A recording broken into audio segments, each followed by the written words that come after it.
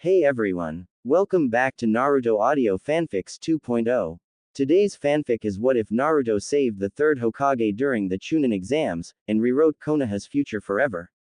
Part 2. A story full of action, emotions, secrets, and unexpected twists that will change Naruto's destiny forever.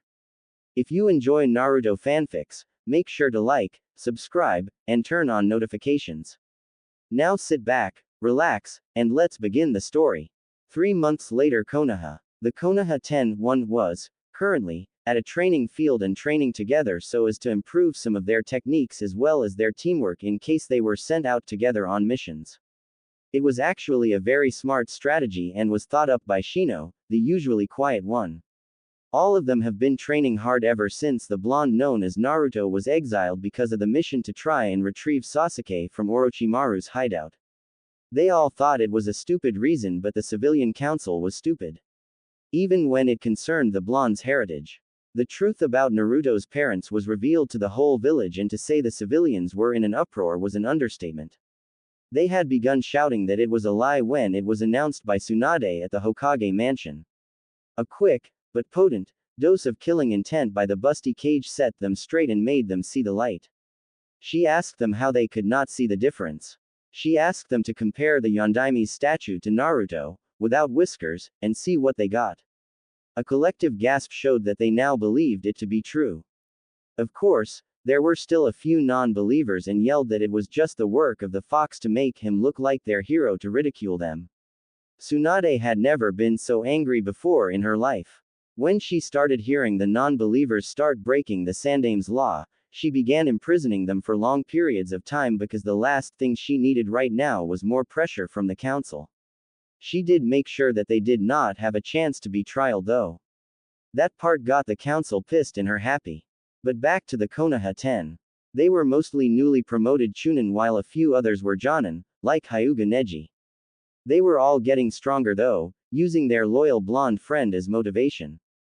The one who really took to using him as motivation was Hyuga Hinata. She had been training since the day Naruto was banished. Even Hiashi was impressed with the way she was improving. She didn't rival him in the Jiyuken, but she was now beating her younger sister, Hanabi.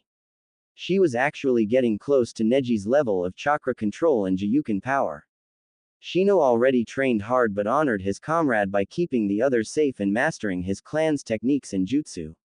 He'd even developed some new hybrid insects that would allow him to suck out the chakra of his enemies just a bit faster than normal. His father, Shibi, was stoically impressed with his son's new abilities. Kiba, self-proclaimed rival of the Dobi, started learning ninjutsu that would help him in case his clan jutsu did not work. It was actually a smart idea on his part, the others stated so. Turns out he was a Doden user, a commonality in the Inuzuka clan. But he was still training in the element's chakra manipulation. Shikamaru actually felt bad at Naruto's leaving since they used to hang out together at the academy and watched clouds together with Choji. He thought it was troublesome to train but couldn't help but to, as he wanted to be stronger for his friend. He began taking taijutsu lessons with Guy and Lee since he had a weakness in that area and created a few of his own Kage techniques. Tsunade actually wanted to recommend him for the Jonin exam if he continued. Ino wasn't really a friend to Naruto but still felt bad for her fellow blonde. No one deserved to be wrongly punished like he was. By now, she's working along with her father in the interrogation department. She got to see some of her father's techniques in action. She did not, however, like to see any of Mitarashi Anko's techniques at all. She was really grossed out by some of them. Choji actually laid off eating for a little bit for he was in a depression. Naruto was the first person he met that didn't judge him by his weight. It was actually though him that he met Shikamaru and became best friends with the two. His family grew worried for him and convinced him to not be sad for his friend, but to get stronger for him instead. So he did just that and began increasing his clan jutsu knowledge and made some variations of his own. Sakura, the last member of her age in Team 7, was depressed for a long while. She kept thinking that it was her fault that her friend and teammate got banished. If she wasn't hurt, the council wouldn't have had anything to use as leverage against him when they banished the blonde. Thanks to Ino and Tsunade, she was brought back out of it and began taking her medical arts in a more productive way. She made her own taijutsu style, which is still in progress, which allowed her to break a person down by to such an extent that not even Tsunade would be able to heal her enemies. She was able to test this new taijutsu on some enemy Oto ninja that tried to ambush them on one of her missions. That guy was definitely not going to be doing any ambushing for Orochimaru ever again. Lee, also being a rival to the blonde, started training even harder, if that was possible, and began learning Jonin-level taijutsu techniques from his sensei. He was actually becoming quite the taijutsu practitioner. Guy was actually having a challenge in defeating his student now. Tenten never really got to know Naruto, but she did admire some of his qualities. She thought of him to be a very unique, yet true shinobi. He had the will of fire deep within him and protected his friends with fierce determination. She only started noticing him until after the Chunin exams all those years ago, as it was his fight that made Neji into a new man. Now, he didn't even talk about fate and was on good terms with Hinata now. But the blonde didn't affect her enough to start going into overdrive in her training. She was pestered by her green jumpsuit-clad sensei and teammate about getting more serious though. So just to shut them up, she began learning ninjutsu and found she was a Raiden element. Something useful for her weapons, even though she was still working with the chakra manipulation training. But now, Kiba and Shikamaru were sparring with each other in order to better their techniques in jutsu. The Inuzuka started using ninjutsu in the fight and made Shikamaru dodging left and right at the repeated shots of the Doden, Doryuden no Jutsu. The Nara sighed. So troublesome, he said lazily as he was running around the training field and trying not to get hit by the mud bullets of the jutsu. Hey, what's wrong Shika? Don't like having mud in your hair?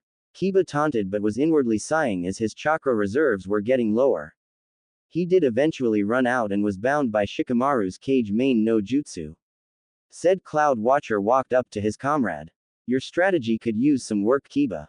Even Naruto wouldn't blindly waste his chakra on a jutsu that would repeatedly miss. He said, not knowing of the blonde's rapidly growing improvement.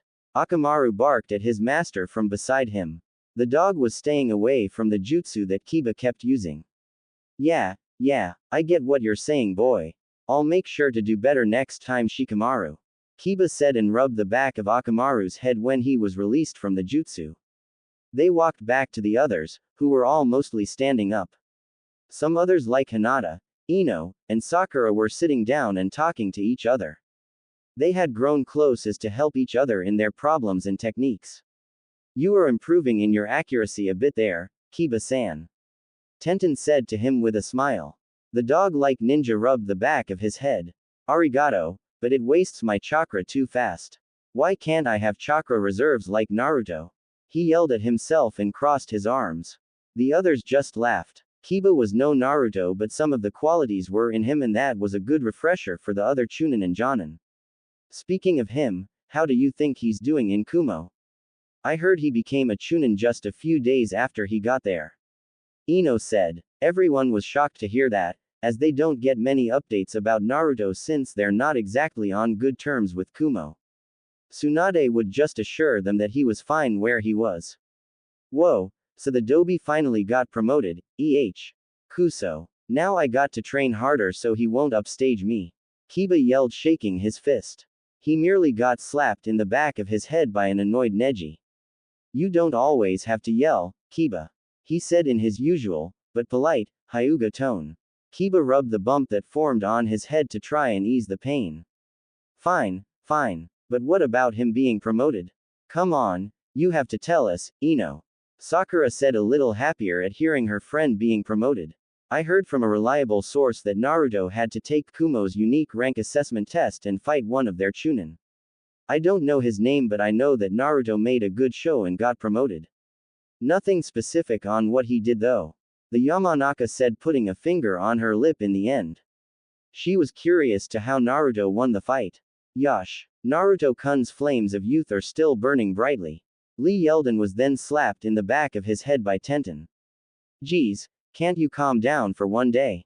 The bun-haired Chunin asked with her brow twitching. Her teammate merely grinned and gave his usual thumbs up. No can do, he said back and everyone's sweat dropped. Why did Guy-sensei have to corrupt Lee with that crazy youth thing? Shikamaru sighed. Anyway, if Naruto's doing well then that's all we can ask for, right? At least they treat him better. He said and everyone nodded. Never would have guessed that he was the son of the Yondaime though. That one actually shocked me. That made everyone nod at the same time.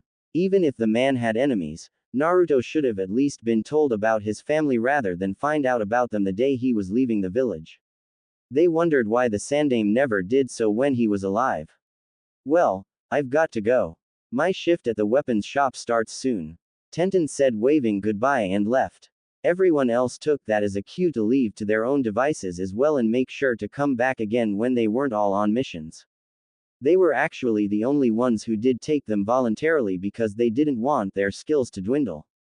Oh, Naru-kun, said the busty Samui in a seductive tone. She and Naruto were in his room. He was sitting on his bed in his usual clothes and she was in nothing but a see-through nightgown that showed her black bra and panties. She bent over a bit and teased him a bit with her cleavage. Naruto swallowed hard at the sight. He had never been in this type of situation before and was freaking out. But, he did have a crush on Samui and would relish the chance he could have with her.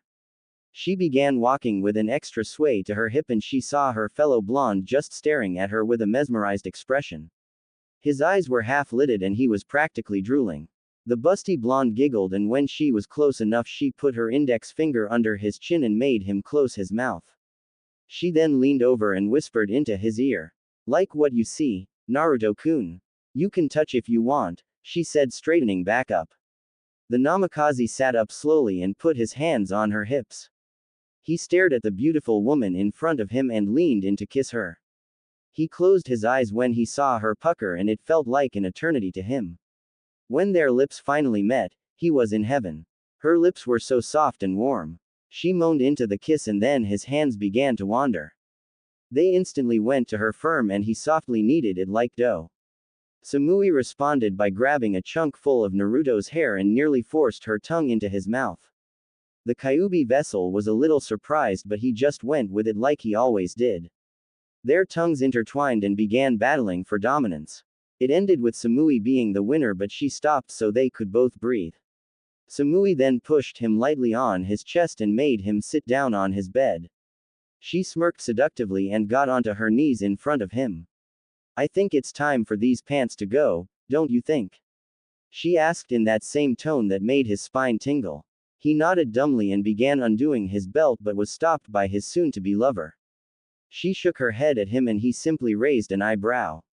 But he was answered by the look of her eyes that said that she wanted to do it herself.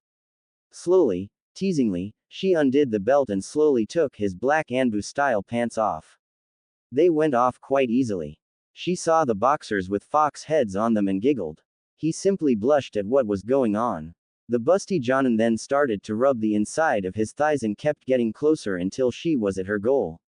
When she did, she took off the boxers and was lightly tapped on her forehead by her prize. She gasped at the size of it. He was at least a little over 8 or 9 inches.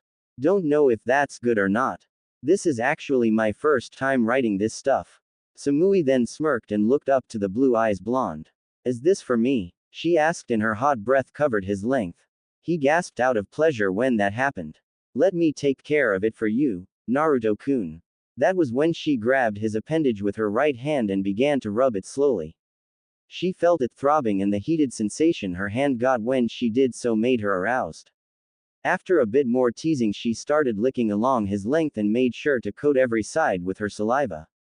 Samui-chan. Naruto gasped in pleasure. He couldn't believe that he was getting his first blowjob. Ero Sennin would be so proud. That's if he ever found out though. Samui put her lips to the tip and then slowly lowered her head and took as much of him into her throat as she could. She heard him moan from it and was happy to keep him feeling that way. So she then took her head back up and then brought it back down. A slow, bobbing motion became her pace. Naruto was, again, in heaven at the sensation he was getting. He never expected this to happen so soon. But he didn't complain at all. He could see himself wanting more things like this from Samui. He soon groaned and squints his eyes. He was getting close. Samui-chan. I'm gonna he started to say, but she didn't stop. The busty blonde increased her pace and wanted him to release his seed into her awaiting mouth. When she felt the throbbing become more violent and then spasm, she felt her reward going into his mouth and down her throat. He came so much that a little was dripping out of her orifice. She took his length out of her mouth and began drinking the white fluid she was yearning for. That was delicious, Naruto-kun. Now it's your turn to make me feel good, she said and straddled his waist. He didn't argue as he flipped her over and moved her to the middle of the bed, where he took off his cloak and black shirt and headband. Naruto arched his back and then began kissing Samui again, their tongues battling yet again. He left her mouth and chuckled when she pouted at him for stopping. But he just smirked and began kissing down her chin and felt her writhe under him in pleasure. He sucked on her neck and made sure to leave his mark. He went lower to her upper chest and then he finally got to what he was sure is everyman's dream of doing to Samui. He slowly unhooked her bra and her perky, yet firm, bounced and revealed themselves to him. The blonde just gaped at the size of them. They were at least a high D cup. And they looked like they rivaled Tsunade Ba-chan's. Slowly, he slid his hands along her stomach and then cupped the magnificent mounds of flesh. She moaned when he began kneading them like he did her cheeks. Oh, she moaned. That's so good. Lick them, she said, practically ordering him to do so, and he was happy to oblige. He leaned more and put his mouth over her hardened. He then began to suck on them with fervor, as they tasted good to him.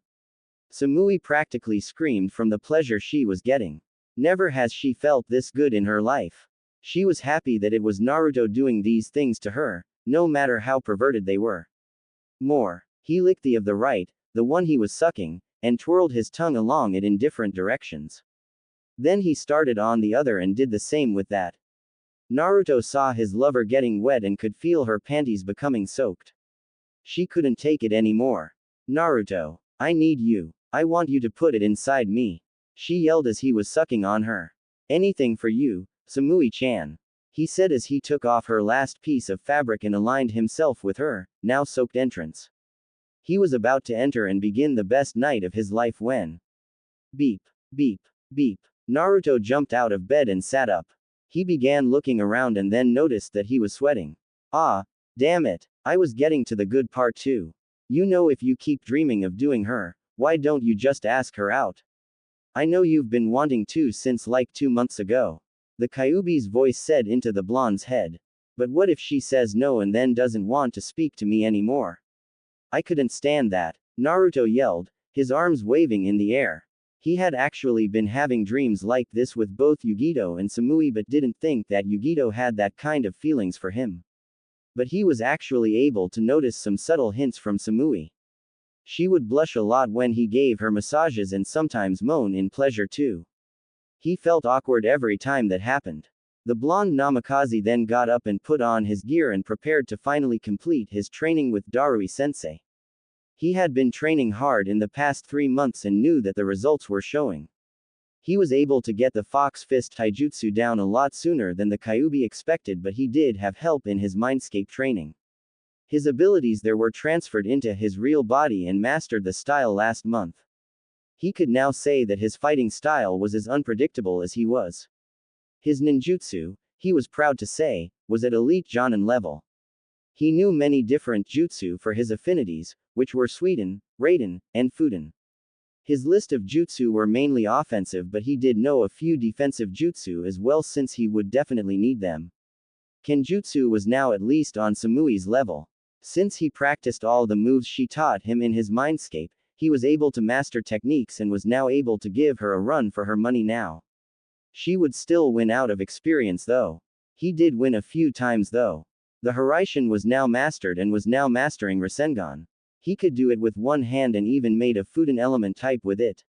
Since he mastered the manipulation training for his affinities, he decided to make a lightning and water type Rasengan that looked like different weapons. It was hard to keep the chakra manipulation and the shape changing under focus though. Naruto got a treat from Kyuubi by being able to sign the Kitsune summoning contract. He didn't even know there was one, but it turned out that the Kyuubi was the boss and allowed him to be the summoner. It said that it would start him on the Fox Sage training when it deemed him ready, which was becoming closer as the days go by. His now favorite art besides ninjutsu, fuinjutsu, was now at least up to Ero Sennin's level, and he could call himself a seal master that his clan was proud of. He even used him for training. He used resistance and gravity seals to increase his strength and speed. His speed was only rivaled by the Raikage, as he was now the fastest person alive since Minato was dead. But when Naruto used his Raiden no Yoroi, he was faster, but only by a bit. Speaking of his Raiden no Yoroi, he found that his was very unique. When he activated it a couple of months ago, he found that the electricity had changed color from blue to a bright gold color and blue lightning arcing around him. I was astounded at what he saw and only grinned when he challenged the younger blonde to a spar that day. Of course Naruto happily accepted to it. All in all, he was a happy and strong ninja that made Kumo proud. He traveled to his training grounds and saw that Darui was alone. The man simply put a hand up, his way of a greeting. Naruto did the same with a grin. "Hey sensei, where's Samui-chan?" Naruto asked curiously. Darui chuckled inwardly. He found it amusing at how close he was getting to Kumo's Ice Queen. She was only rivaled by Konoha's Kurenai Yuhi. She had a mission to attend to with her team. She'll be back in a few days. Anyway, it's time for your final phase of Rantan manipulation. Rantan manipulation was the only thing that Naruto was having trouble in. Since it was not an element he was familiar with, he had only to rely on scrolls and Darui for help. But he was finally going to master it today. "You see those dark clouds above us?" The silver-haired Jonin asked and got a nod in reply after Naruto looked up. "If I'm right, then you should be able to control them and make real lightning, not chakra-made lightning. Real, more devastating, natural lightning," he said, and Naruto was awed. The blonde nodded and held both of his palms in the air. They were pointed toward the clouds. He grit his teeth and began concentrating. Blue chakra began to envelope his body before it turned into a golden color. He, unintentionally, activated his Raiden no Yoroi. But the clouds began to turn darker and thunder boomed in them. Then there were bright flashes in the clouds, showing that there was lightning building up in them. A bolt struck near Naruto's position, but the blonde wasn't scared. He was so focused that he didn't even notice it. Another bolt then struck him, but it did not harm him. He opened his eyes, which were now the same golden color as his armor, and then pointed his hands at one of the walls at his training grounds. The effect was instantaneous, as the same bolt of lightning that struck Naruto came out of his hands and hit the wall and destroyed a good chunk of it. Darui was amazed at what he saw in front of him. He didn't know that Naruto would become a real live lightning conductor. But it was effective in a way. Naruto returned to normal and saw his sensei with a rare smile on his face and clapping. "Congratulations, Naruto. You have now mastered the Rantan manipulation training. If you learn more jutsu from your clan scrolls, then you shall be a true namikaze," he said, and bumped fists with the blonde. An Anbu appeared next to Darui after that though. "Raikage-sama requests your presence, Darui-san. Please get to the Raikage mansion when you can," the tiger-masked man said, and the shunshined away. The silver-haired Jonin sighed. "Again? Man, this is like the third time this week. So dull. Anyway, Samui-san and Yugito-san said to meet them later for celebration. Said they knew you would pass." Darui chuckled and then disappeared in a shunshin of black lightning. The blonde grinned and couldn't wait to meet his two favorite Kumo girls and celebrate. He always met them after missions at their favorite restaurant that served many different foods. He liked it since they had ramen, not as well as Ichiraku's but well nonetheless. "Time to go then," he said to himself, and shunshined in a flash of black and white lightning. He called it his Rantan Shunshin. Only he would be able to do that version. Orochimaru's lair in Rice Country. The sickened snake Sanin was sitting on a throne he fashioned for himself at his headquarters. In front of him were about 350 of the best Oto ninja he found all around the elemental countries. With this small army, he would attack Kumo and get Sasuke to kill Naruto. Then, he would take his chance and make Sasuke his new vessel. His plan was perfect. He sent Kabuto to tell the Uchiha the news and knew that he would be happy, even if he didn't show it. The silver-haired medic Nin opened the door to Sasuke's room and saw him brooding on his bed. He was just sitting at the edge with his elbows on his legs and his fingers laced in front of his face. Always with the brooding. It's almost as annoying as Naruto-kun. What do you want? Sasuke demanded more than asked. His onyx eyes shifted to Orochimaru's second in command. The forces are ready. We're setting off for Kumo in 2 days, so get ready. Kabuto said, fixing his glasses, and then left. The Uchiha smirked and then continued on with brooding. Just 2 days, and then he would finally gain the Mangekyo and finally receive the power to kill Itachi. He just needed to be patient for a little while longer.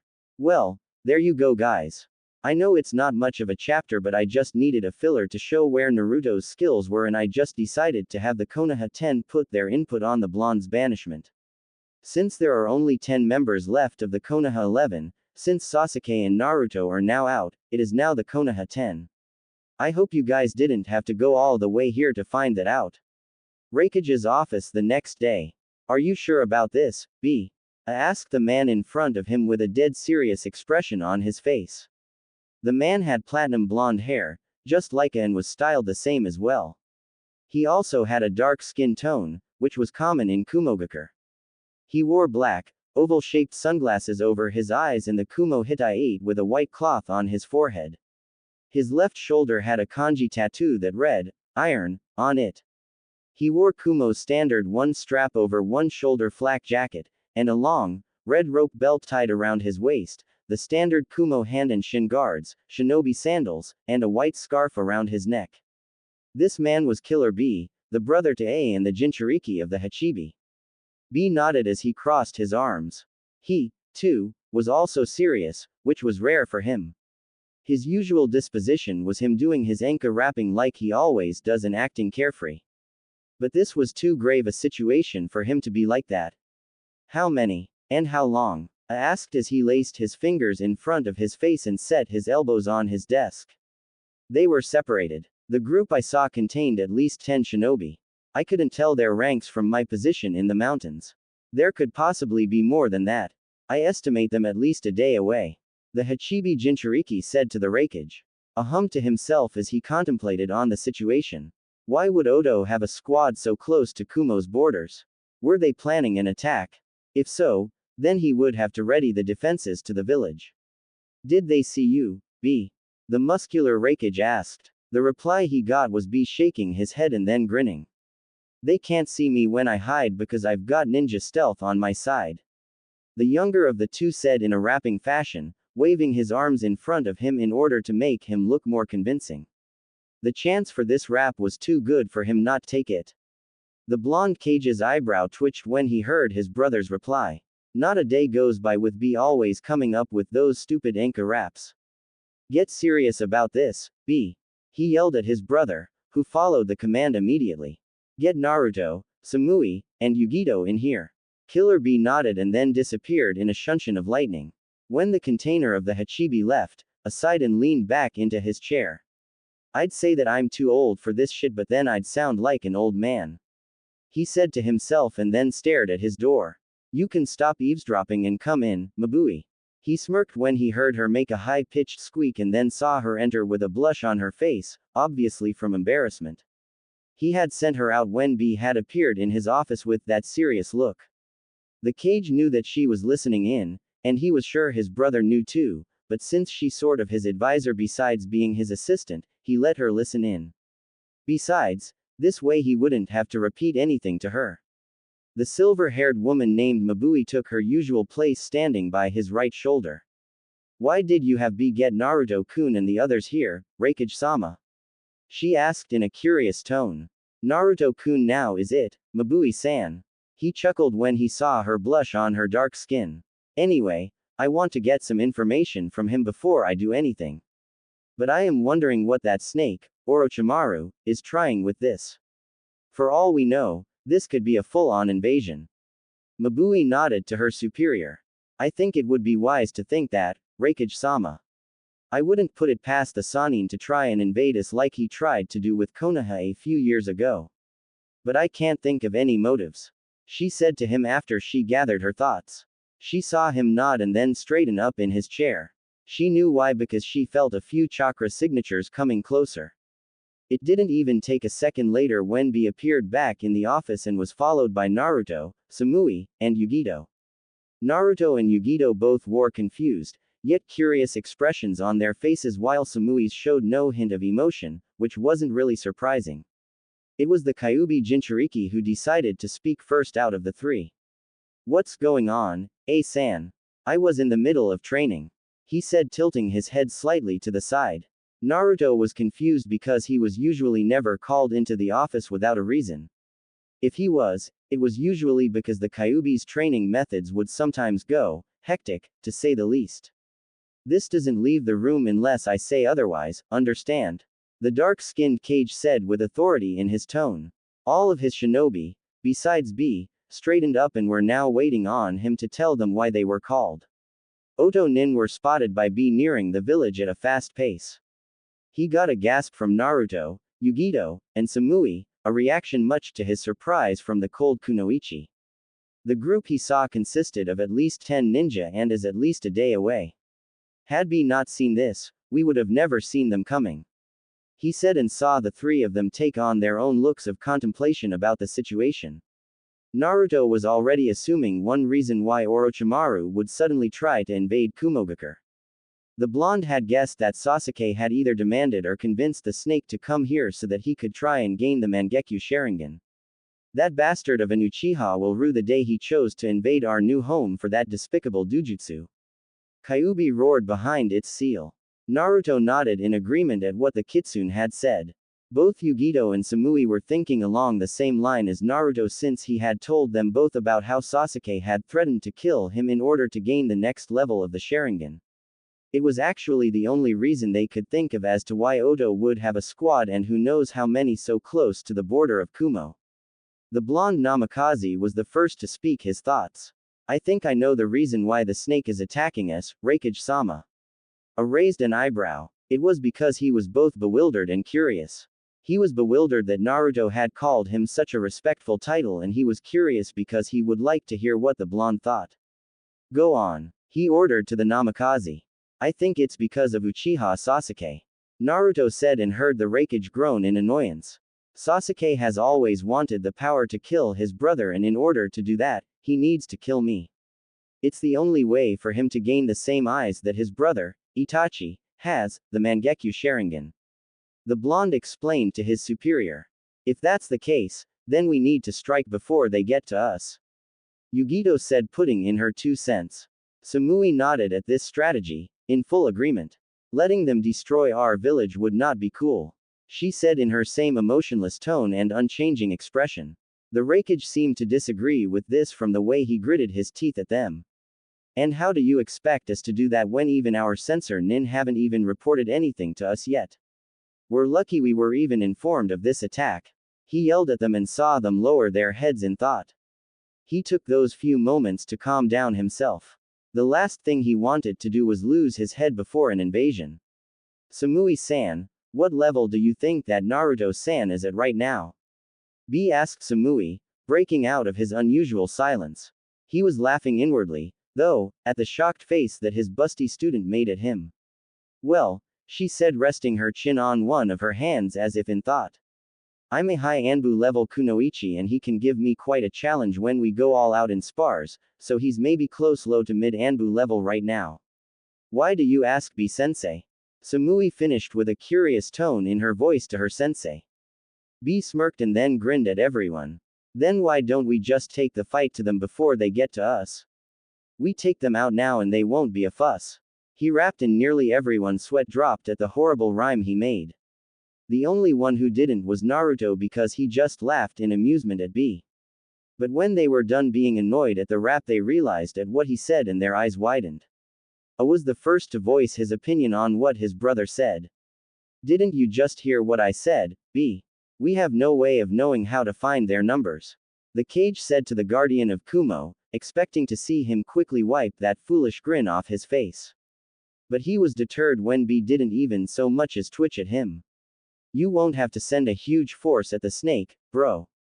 Just send us 4 to take out the leaders, yo. We can use our Biju to find their chakra signatures quicker than you can say, no. The container of the Hachibi rapped again to the Raikage, who hummed to himself to show that he was thinking over his plan. I actually thought it was a good plan. Take out the leaders of a large force and the subordinates will crumble from disorganization. He was sure that B could take on the Sannin and was also confident that Naruto, Samui, and Yugito could handle themselves against the snake's subordinates. As he thought of Orochimaru's subordinates, he quickly pictured the Uchiha traitor that was among them. Sasuke was an unknown to him because he didn't know how strong he was at the moment. He sighed to himself as he realized that it couldn't be helped at the moment. I'll just have to rely on them to be able to handle themselves for once, the Kage thought and then looked up at the four blondes. Alright, you have my permission to go along with B's plan. Be ready to depart within the hour. And if any of you die, I'll drag you back from the Shinigami himself and kill you again. Dismissed. He yelled and they all saluted him and disappeared in a shunshin. Naruto took a little longer, though, because Mabui gave him a quick peck on the cheek for good luck and then he disappeared in his Rantan shunshin with a small blush on his cheeks, which made a smirk at him. He waited until he was sure everyone was gone before he decided to tease her a bit. You know I was just kidding when I said you could be a possible candidate for Naruto in the CRA 6 months ago, right? The Raikage said cheekily to his silver-haired assistant. Mabui blushed a little and then quickly went back to her desk outside his office, her eyebrows twitching at how I was laughing at her as she did so. Stupid old man, she thought to herself. 20 minutes later, Kumo front gate. B had been waiting for at least 5 minutes for the rest to arrive. The others were most likely getting in stealth gear for the mission, which was a smart thing to do. He would have changed gear too, but he thought he was much too a badass to do such a thing. That overconfidence of yours is going to be the end of you, B. The Hachibi wisely said to his container. Yo, it's not overconfidence, 'cause I am a badass, faux show. The guardian of Kumo rapped in his head, but on the outside he was still using his arms to make the rap look more official. He was lucky that people saw him do that whenever he was in town, so they paid it no mind. Anyone else, and they would assume that he had just broken out of an insane asylum. B got an annoyed groan from his tenant. The Hachibi wasn't a fan of the dark-skinned Jinchuriki's Enka-style rapping. It annoyed the Biju so much that he had to keep up his own mental block so that he wouldn't have to hear his cantainer's incessant thoughts of new raps. It was all the man thought of. He only talked to B when he needed to and nothing more. That was their relationship and it worked for them. The Hachibi container was interrupted from thinking of the new rhymes he was going to make by the three presences that made themselves known behind him. He knew who they were because he had been waiting for them in order to start the mission. B turned his head with a grin across face. They had indeed put on some new gear for the mission. Naruto had chosen to wear a Kumo-styled Anbu outfit that consisted of a loose, black long-sleeve shirt and the same color loose-fitting pants to match. He wore the white, one-strapped Kumo flak jacket over the shirt. He wore the classic black shinobi sandals on his feet since he was accustomed to those. On his forearms and shins were bracers that were white with black trim. To finish off his outfit was the cloak that his father gave him, waving wildly behind him. Samui donned her old Anbu outfit that looked the same as Naruto's outfit, but she had to adjust her flak jacket a bit because of her well-endowed assets that were located on her chest. But unlike Naruto, she chose to wear a mask over her face that reminded the Kyuubi Jinchuriki of Kakashi's since it covered everything but her eyes. Yugito had also put on Kumo's Anbu outfit, but hers had a slightly different color scheme. It was black like her two partners, but hers had dark blue tiger-like strips that licked the edges of both her shirts and pants. She had also put two of the same marks on each of her cheeks, making them look like whiskers. The three looked at each other to see how they looked. Samui and Yugito both lightly blushed at Naruto's outfit because it made him look almost heroic in their opinion. Although, they were thankful that B couldn't see their blushes from Samui's mask and Yugito's face paint. Naruto was able to hold back his blush from the way his two female friends looked in their new gear. But it was only barely that he was able to. After all, they were two of the most beautiful women in Kumogakure and they were also two of the deadliest. Two things he liked in kunoichi who took their careers seriously.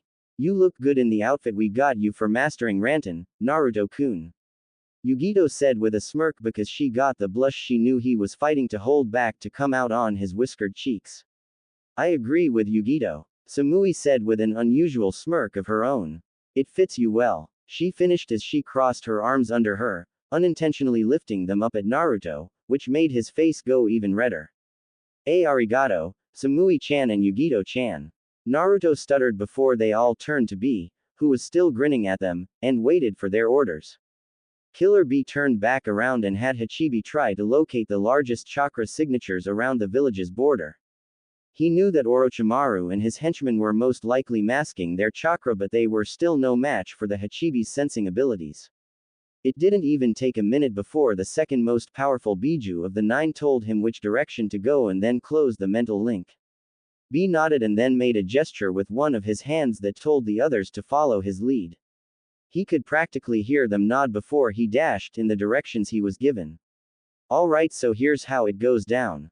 B started as they dash around the rocky paths around the village. He knew these borders like the back of his hand, so they weren't going to get lost anytime soon. We fight the people that my bro said to fight and help each other out if you finish your opponent early. Do y'all dig? He said in regular speech, for once. That's fine with me, Naruto said with a determined expression on his face. I was planning on fighting Sasuke anyway, ordered or not. I've just been itching to finally settle things with him. Are you sure you're going to be able to kill him, Naruto-kun? Samui asked, but her tone sounded slightly worried. You did say that he was your old teammate after all. Naruto nodded as he kept his eyes in front so that he didn't accidentally miss a step and fall down one of the crevices. Mountains were dangerous like that after all. Yeah, I had a discussion similar to this with the Kyuubi. I made a promise to bring him back to Konoha, but I'll kill him if I don't have a choice. Samui nodded at the whiskered Jinchuriki and then looked ahead as she continued to follow her former sensei. It was nighttime by the time B and the rest of the group got to the camp that Orochimaru was at. The Hachibi container was sure that the snake was there because it had the same chakra signatures that his Biju had led him to. From what they could see from the cliff they had perched themselves on, there were at least 20 Odo Nin in the camp along with their 3 targets. And from their chakra levels, they were all most likely high Chunin to Jonin level ninja. This is going to be tricky. Yugito whispered to the others, who nodded in agreement. How are we going to do this? Naruto asked quietly as he surveyed the camp in order to try and find some infiltration points. He didn't just train in ninjutsu and kenjutsu all these 6 months. He was practically ordered to train in many different areas by the Raikage because the man wanted Naruto to be a well-rounded shinobi. Killer Bee hummed as he thought of their next step in taking down their targets. Any plan he came up with, though, would result all of them having to fight the entire camp anyway. Yo, Naruto, he said to the whiskered blonde. Do you think you can take down all of the henchmen with your Hiraishin, bro? Naruto's eyes widened at what the man had asked. As far as he knew, he never met Killer Bee, but the man knew that he was able to use his father's technique. Then again, he was A's brother, so he figured that B was informed about him and his abilities. The blonde slightly nodded his head to the sun-glassed Jinchuriki. I think so. It'll be easy to take down the Odo Nin, but as soon as I do, I'm sure that Orochimaru, Kabuto and Sasuke will know what's going on. So you 3 are going to have to distract them when that happens. Yeah, I figured that would happen. Yugito said with the same quiet tone but then smirked. I'm ready. Samui nodded along with her. Her expression was unknown to the others, but, under her mask, she was lightly grinning from excitement. I too am ready to begin the ambush. B grinned and then stood up. All of the others followed soon after. Time to get this show on the road then. He said a little louder now since it didn't really matter. That was when Naruto threw multiple 3-pronged kunai at the camp and then disappeared in a flash of yellow. The screams of Odo Nin followed not even a moment later, showing that Naruto was succeeding in taking out all of the Sanin's henchmen with the Hiraishin no Jutsu. The rest of the group began to get in their stances when they saw their targets come out of their tents to see the commotion. The battle with Orochimaru was about to begin. Hey guys, I know it's been forever since I updated and I apologize for that, but college had me busy for the whole semester. But I was able to use my winter break to write this out for you guys, and I know it may not be my longest chapter, but if I kept writing, I would have kept thinking of different scenes that could be added and whatnot. Now, for anyone wondering about some parts in the chapter, don't worry. Everything will be explained in either the next one or over the course of the story. Either way, they will be clarified. The Oto Nin didn't stand a chance when Naruto had ambushed them at their own camp. They were not expecting to be found out this quickly at all and were hoping to stay hidden from Kumo's forces so that their invasion went off without a hitch. Too bad that they forgot that Kumo isn't known for being one of the strongest of the elemental countries for nothing.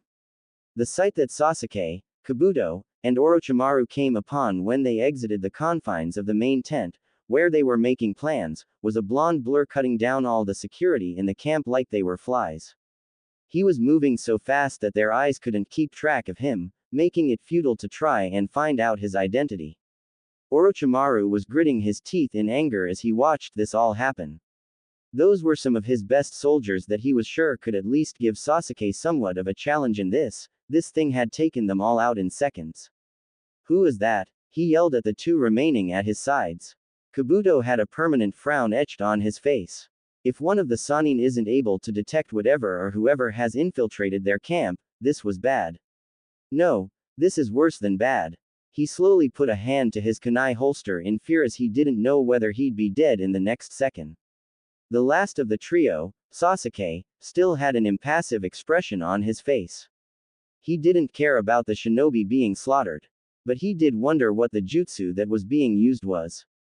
It seemed so familiar to him that it was disturbing. He then shook his head. It didn't matter. He would just kill the fool ambushing them and take that power for himself. Then, I will surely be strong enough to kill Itachi. He thought with a smirk. After the Oto Nin were all gone, the blur had suddenly disappeared from the camp and none of them could trace to where it had gone. They tried using chakra to increase their senses, but the attacker must have gotten out of their range. The group's hiding spot. Naruto appeared back to the group in the same flash of yellow that he used to attack the camp with. He was surprised to find himself not even fatigued in the slightest. The blonde thought that it must have been due to the training he not only did in the village, but with his biju as well. The results were definitely worth it. Killer Bee was looking over the cliff to see the damage and whistled lowly when he saw all of the bodies. It wasn't a gory mess like he was expecting from a person who has barely killed before. All of the spiky blonde's attacks were quick and precise, just how a ninja should be. He grinned up at Naruto and put a thumb up in order to say, "Great job."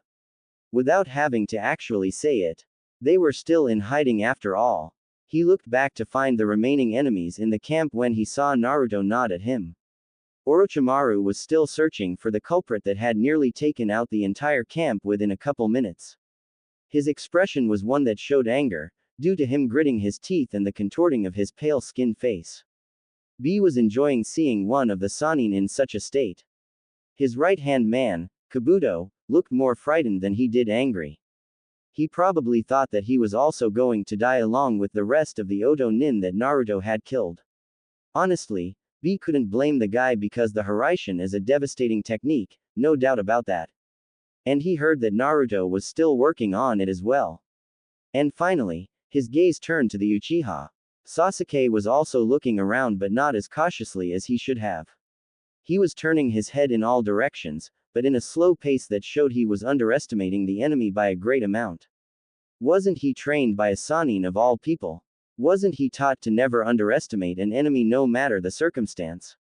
All in all, B wasn't impressed by the Uchiha at all. Naruto is definitely going to kick his, yo, he thought and then turned back to the group, who were waiting for his orders. Man, he loved being in charge sometimes.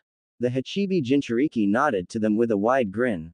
Let's show them not to mess with Kumo, he said with excitement and caused them all to feel the same as they nodded and jumped down the cliff to hide behind the rock formations that surrounded the camp. Killer Bee soon followed after them. The true ambush had finally begun. Orochimaru's camp. Now that the group was hidden, they just had to wait for B to start his attack in order to try and separate Orochimaru from Kabuto and Sasuke. The fights would be much easier that way. Divide and conquer was an excellent strategy for this situation. But, they were still dealing with one of the legendary Sannin here. Simple plans like that just won't cut it against a shinobi like Orochimaru, if he were in a rational state of being, that is. They were going to exploit his flustered state to their advantage. B jumped up high into the air and morphed one of his arms into an octopus tentacle. It was one of the many things he could do since he trained in controlling his Biju's powers and abilities. He would have to get Yugito and Naruto to train on the Shimigami Island Turtle when all of this was over. He made his new appendage grow to a larger size so that it could do some real damage. The tentacle was now twice as big as Killer Bee but was still being easily lifted by the man, showing his strength. After he enlarged his arm, he thrust it down to where Orochimaru and his cohorts were standing. Orochimaru, however, sensed the attack coming and shouted a quick warning to Kabuto and Sasuke, and they all were able to dodge the attack at the last second. And thus, the first part in the plan had been achieved. The three were now separated from each other and taking them out would be much easier. The Hachibi Jinchuriki used his speed to appear where Orochimaru had jumped to and tried to hit him again so that he could do some serious damage to the snake Sannin. But, Orochimaru was able to parry the attack, although the force of the blow still made him skid back a few feet. "You!" The pale-skinned man snarled at B. "Were you the one who did this to my ninja?" His teeth were gritting in anger now and his fists were clenched with just enough pressure to make his own hands bleed. B simply grinned at the Sannin and answered in his normal fashion, which was Enka rapping. "Yo, I'm Killer B and I'm here to make you see why you won't beat me. This is my home you're trying to invade, so for that you'll meet my blade, S." He finished with a somewhat embarrassed look on his face for not rhyming at the end of the rap.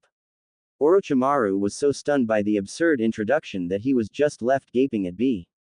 He recuperated a few seconds later by shaking his head and then getting into his hubby Ken stance, the taijutsu style he was taught by his summons. "You wish to fight one of the legendary Sannin?" He grinned evilly at his opponent. "Very well, I shall indulge you." And with that, he dashed at the sun-glassed man at an intense level of speed. Nearby the destroyed camp, Sasuke had no idea who these ambushers were. But they did impress him with the slaughter of the Oto Nin that happened just a few minutes ago. Maybe he could use his Sharingan to try and make the one using that powerful jutsu teach it to him. It would certainly help in killing his older brother. His eyes scanned around him like a hawk, searching for anyone trying to ambush him. When that failed, he ended up having to sense with his chakra. It was one of the things he was taught by Orochimaru, saying it would be useful to know where his next victim would be. But he never did completely master the technique. Sure, he got it up to a decent level to where he could sense chakra signatures, but not to where he could pinpoint that signature. And that was the reason why he was standing still with dust floating around him like a ghostly shroud. The raven-haired ninja had his Sharingan activated in order to help see through the dust, since it allowed him to see chakra. All he saw was Orochimaru being sent skidding back to where he could not see by a man with a octopus arm. What kind of jutsu was that? It was during this little distraction where he suddenly felt a large chakra signature appear right behind him out of nowhere. His eyes widened and he turned around to block any possible attack coming his way. Sadly, it was too late as the only sight he saw was four knuckles not even an inch from his face. Out of reflex, he closed his eyes and tried to lean back in order to soften the blow, but he did not feel an impact when he did. So he reopened his eyes, only for them to widen again at the person behind the fist that was still so close to his face. "Surprised to see me, Tem?" a certain whiskered blonde said, grinning at his opponent. Sasuke jumped back a few feet and got in a defensive stance. The tomo in his Sharingan were spinning rapidly to copy any technique thrown his way. "Dobi, I see that the rumors of you being banished from Konoha were true then," he said with a smirk, trying to anger the blonde, make him slip up. Naruto just frowned instead. "If you're trying to get me mad, then it won't work. I'm not how I was 6 months ago back at that hideout, Sasuke." He stood up straight and his hands were at his sides now as the dust cleared up fully. The only reaction Sasuke made was losing his smirk and raising an eyebrow at the statement. Only a few seconds later did that dreadful smirk reappear on his face. "Then let's see how you face against an Uchiha with no one to help you," he yelled and began making hand signs at a rapid pace. Instantly, Naruto knew the signs for the jutsu and got into the stance he was taught to by the Kyuubi, something he was extremely grateful for, the Kitsune Ken, Fox Fist. He then began to make hand signs for a defensive jutsu he learned from his mother's scrolls. Kaden. Gukaku no Jutsu, Fire Release. Great fireball technique. Sasuke yelled before he made a circle with the index finger and the thumb of his left and breathed out. Sweden. Sujinheki, water release. Water encampment wall. The whiskered Jinchuriki called out and then finished with a clap of his hands and water building around him in a circle. It didn't even take a second for the water to erupt around him in the form of a wall. When the fireball collided with the wall of water, the result was a huge shroud of steam covering the battlefield. It was pretty thick due to the size of the fireball. Sasuke could still see Naruto's chakra signature in the steam because of his Sharingan. He was surprised to see the Dobi of all people using such a powerful jutsu to block his own. What was worse, he was too busy using his own jutsu to copy it. Those thoughts alone made him grit his teeth in frustration. But he quickly calmed himself by taking a deep breath, followed by an exhalation. Apparently, it was true to what Naruto had said in him not being the same since their last encounter. He was going to have to take this fight a little more seriously now. Naruto was using his large chakra reserves to sense Sasuke's signature, similar to that of radar. Kyuubi had also taught him this technique because it would be very useful in times like this, where a person's vision is temporarily impaired and they don't want to let the enemy get the drop on them. The blonde saw that Sasuke hadn't moved an inch whatsoever. He thought for sure the Uchiha would try to attack him with something, but he had done no such thing. I guess I'll just have to beat him to it then, Naruto thought with a grin and then started the hand signs for his most favorite jutsu. Ranton. Reiza Sakasu, storm release, laser circus. He yelled and the black and white beams fired out of his hands and made holes in the steam as they headed to their Sharingan-wielding target. Sasuke's eyes widened at such a jutsu being used against him and barely had enough time to dodge the attack. But, to his shock, the lasers had redirected themselves and were now heading towards him again. There was no way for him to dodge the attack while he was in the air. He was going to have to go back to basics. The steam had cleared from the battlefield and Naruto could now see clearly. As soon as he could, he saw Sasuke's body on the ground, motionless and smoking. He quickly ran over to the body, albeit cautiously, and checked for a pulse. When he touched the unconscious Uchiha's neck, the body turned to smoke and reappeared as a log. Kawarimi, substitution. Naruto thought and leaned his head to the side, barely dodging a strike from Sasuke. He grabbed the arm and then lifted Sasuke into the air, planning on slamming him to the ground. But Sasuke was able to control the momentum of his body and simply kicked Naruto in the chest with both of his feet, causing his arm to be freed and landing safely to the ground. The kick didn't seem to have affected his blonde opponent though, only making him skid back a few feet. Stop playing around with him, Naruto. This is not the time for it. Kyuubi roared to its jailer from behind the seal that was on the blonde's stomach. Hearing this made Naruto nod and took one of his hands and arched it to reach behind his back. When it met his target, which was the handle to his family sword, he grasped it and then slowly pulled it out of its sheath. Sasuke raised an eyebrow in curiosity and reached for his own sword when he saw Naruto doing the same.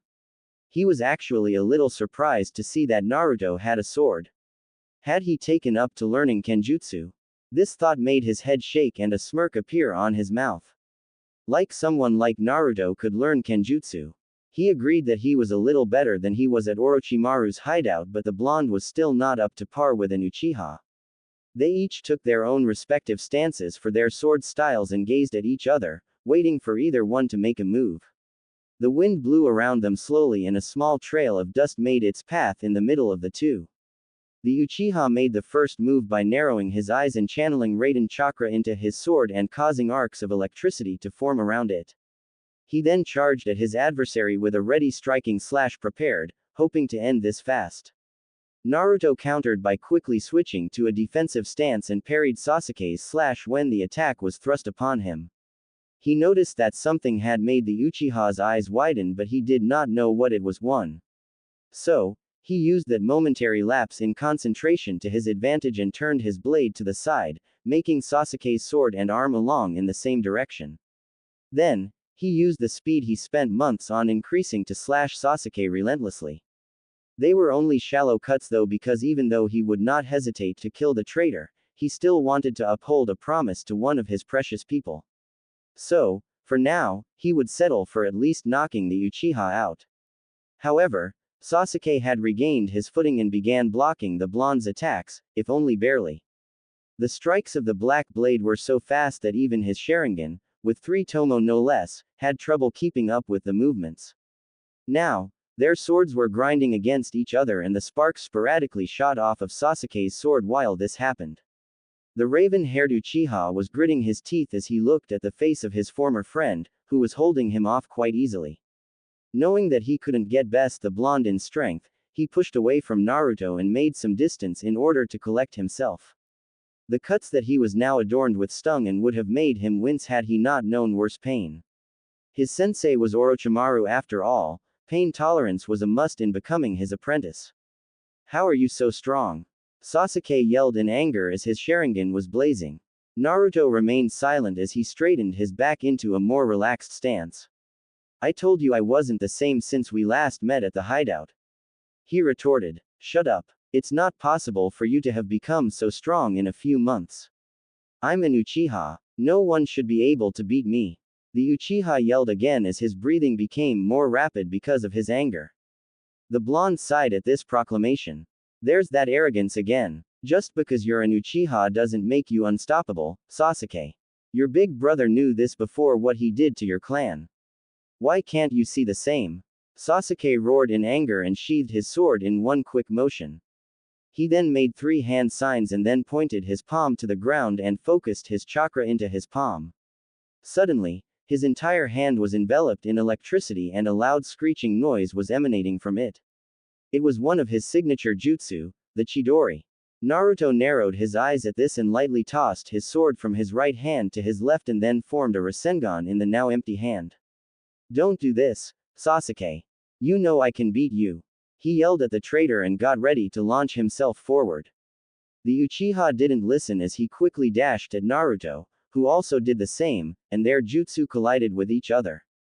The two powerful techniques were struggling against each other to prove which one was more dominant. Back and forth the jutsu had gone several times in order to win this battle of strength. Sasuke was actually confident that he would win this because he had done so all those years ago. His gritted teeth turned into that of a maniacal grin as he pushed with all his might against Naruto's opposing technique. Now, the Chidori was merely a few inches away from Naruto, who closed his eyes and then opened them suddenly to reappear with crimson irises and slit pupils. He growled as he pushed the Rasengan with more power and chakra and completely overwhelmed the Chidori. His jutsu broken, Sasuke was sent flying back in a pinwheel motion and only stopped because of the giant boulder that was in the landscape, only with a human-sized crater now imprinted on it. Sasuke fell out of the crater with a pained groan and landed on his knees.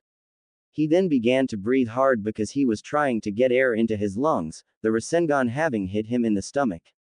He looked up to see Naruto, who still had his hand extended and was now standing regularly like before. He glared at the blonde in hate, trying to bore a hole into his skull and kill him. The effort was wasted though because his small wish did not come true.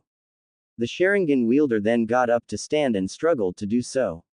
He might not have really liked Orochimaru at all, but he was definitely glad that he was trained to take damage. But he knew that he couldn't keep taking this much or he would surely lose. "Now do you see, Sasuke?" Naruto asked as he looked down at the Uchiha who was using his knees now in order to stay up. "The difference between us, I can kill you if I wanted to right now and end this. But, I have a promise that I made, and I don't skip out on my promises if I can help it." The blonde was now walking over to his former rival friend. Hearing this, Sasuke smirked again. "This is what this is all about. You are trying to bring me back to Konoha." He began to laugh wickedly as his body became covered in black. Naruto stopped when he saw this and mentally sighed. He knew what Sasuke was doing now. He was using the Ten no Juin, cursed seal of heaven, to transform to his level 2 state. Sasuke's skin became a darker shade, closer to that of gray, and his hair grew longer without losing the same style. His eyes were no longer black but were a bright yellow with the 3 tomo spinning wildly like before. A black, cross-like mark appeared on his face, directly over his nose. The last thing that happened in the transformation was the two giant, hand-shaped wings that sprouted out of his shoulder blades and extended in a motion that made him look like his was about to take off like a bird. I will never let you take me back to Konoha, Naruto. Sasuke yelled and looked to be good as new in his transformed state. He straightened up and it would be discovered by Naruto that all of his previous cuts and injuries were gone now.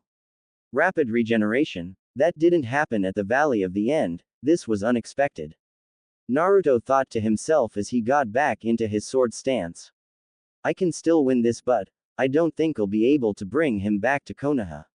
I'm sorry, Sakura-chan. Sasuke took to the air and flew to a far range that Naruto could not reach, even with his jutsu. What was he planning was the thought that the blonde was having at the moment. Then, he saw the now transformed Uchiha doing multiple Kaden jutsu into the clouds that were gathered in the sky. Each cloud was absorbing the fire somehow and was now turning black. Thunder could be heard from them and lightning arced around at various times after a few more minutes of this routine that Sasuke was doing. Now, all the clouds above Naruto were thunder clouds and he still had no idea why his adversary was doing this. Was it for one of his jutsu? It definitely wasn't one that he recognized.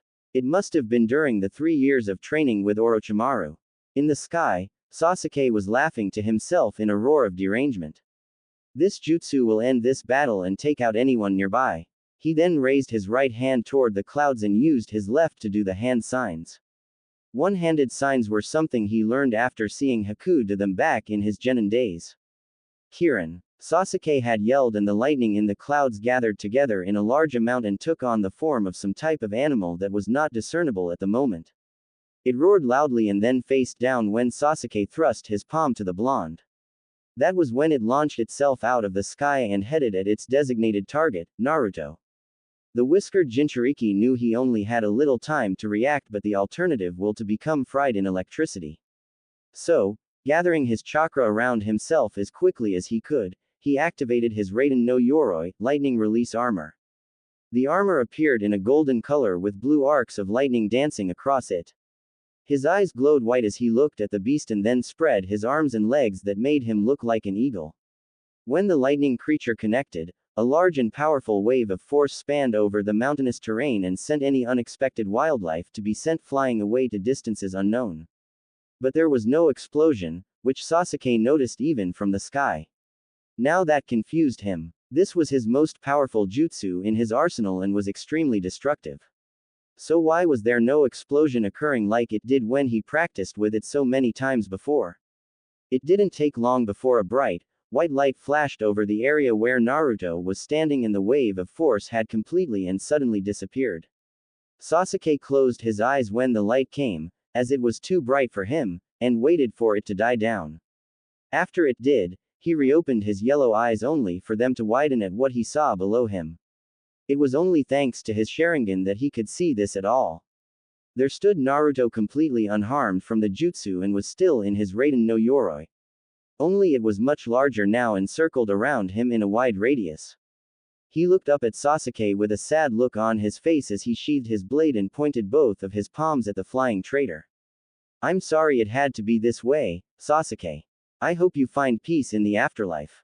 He thought and then yelled out as his armor glowed and then, in another flash, the technique that Sasuke and flung at the blonde was now coming back towards its creator. Sasuke had no chance of dodging the jutsu and merely looked at it in astonishment. How could this have happened? How did Naruto redirect such a powerful jutsu to him? His questions would not be able to be answered as he knew this was the end. He closed his eyes when Kirin was no less than a few feet away from him. So this is how I die, he thought, and the jutsu completely enveloped him as he screamed one last time before his body completely disappeared from the sky. Naruto deactivated his armor and a tear made a path down his whiskered cheek. Even though Sasuke was a traitor, he was still his first friend that he ever made. He may not have showed it back then, but he thought of the Avenger as a brother. But that Sasuke was long gone ever since he had tried to kill him at the valley. He wasn't the same person. He was replaced with a dark and murderous person only bent on power. But he would still miss the memories he shared with Sasuke before that happened. With a sigh, he wiped the tear from his face and then went back to a serious expression. He turned back to where he sensed the others were fighting and began to make his way towards Samui and Yugito, seeing as how B could take care of himself. 1. Sasuke was surprised when Naruto blocked the Kusanagi with his sword because it isn't supposed to be blocked by normal means.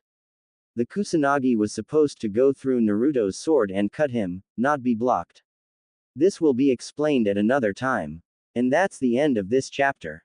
I hope you guys liked it because I spent a long time trying to figure out how to write this one correctly. But I am happy with the result and hope that you guys are as well.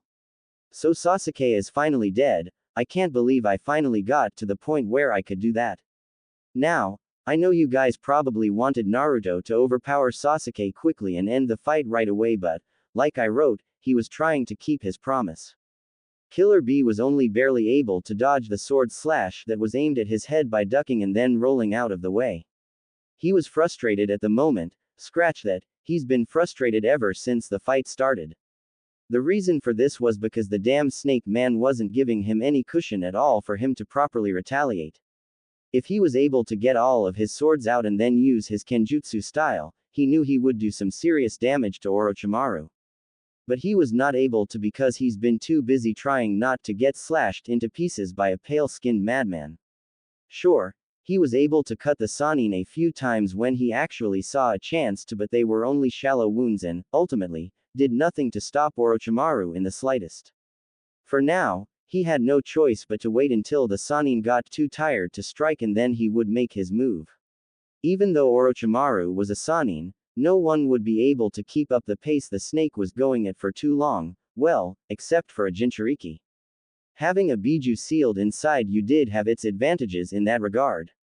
And so B had no choice but to wait it out and try not to get killed by the homicidal Sannin. He hated waiting, it just took too damn long.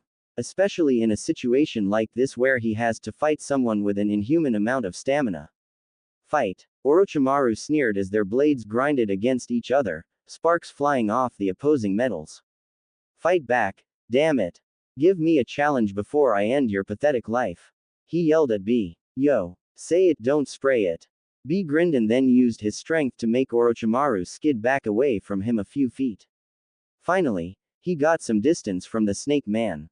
He quickly used this chance to get out the rest of his swords and then put them into the various bends on his body and then going into his stance. Now, the fight had truly begun. Killer B's grin widened at finally being able to use his kenjutsu and having a better chance at ending this fight. He saw the snake Sannin look at him with a shocked expression, so he took advantage of Orochimaru's current state by going on the offensive. He made his body spin at a rapid pace as he dashed at his opponent, making him look like a rolling ball with spikes attached. Unfortunately, Orochimaru was able to react fast enough and jump out of the way, but only barely.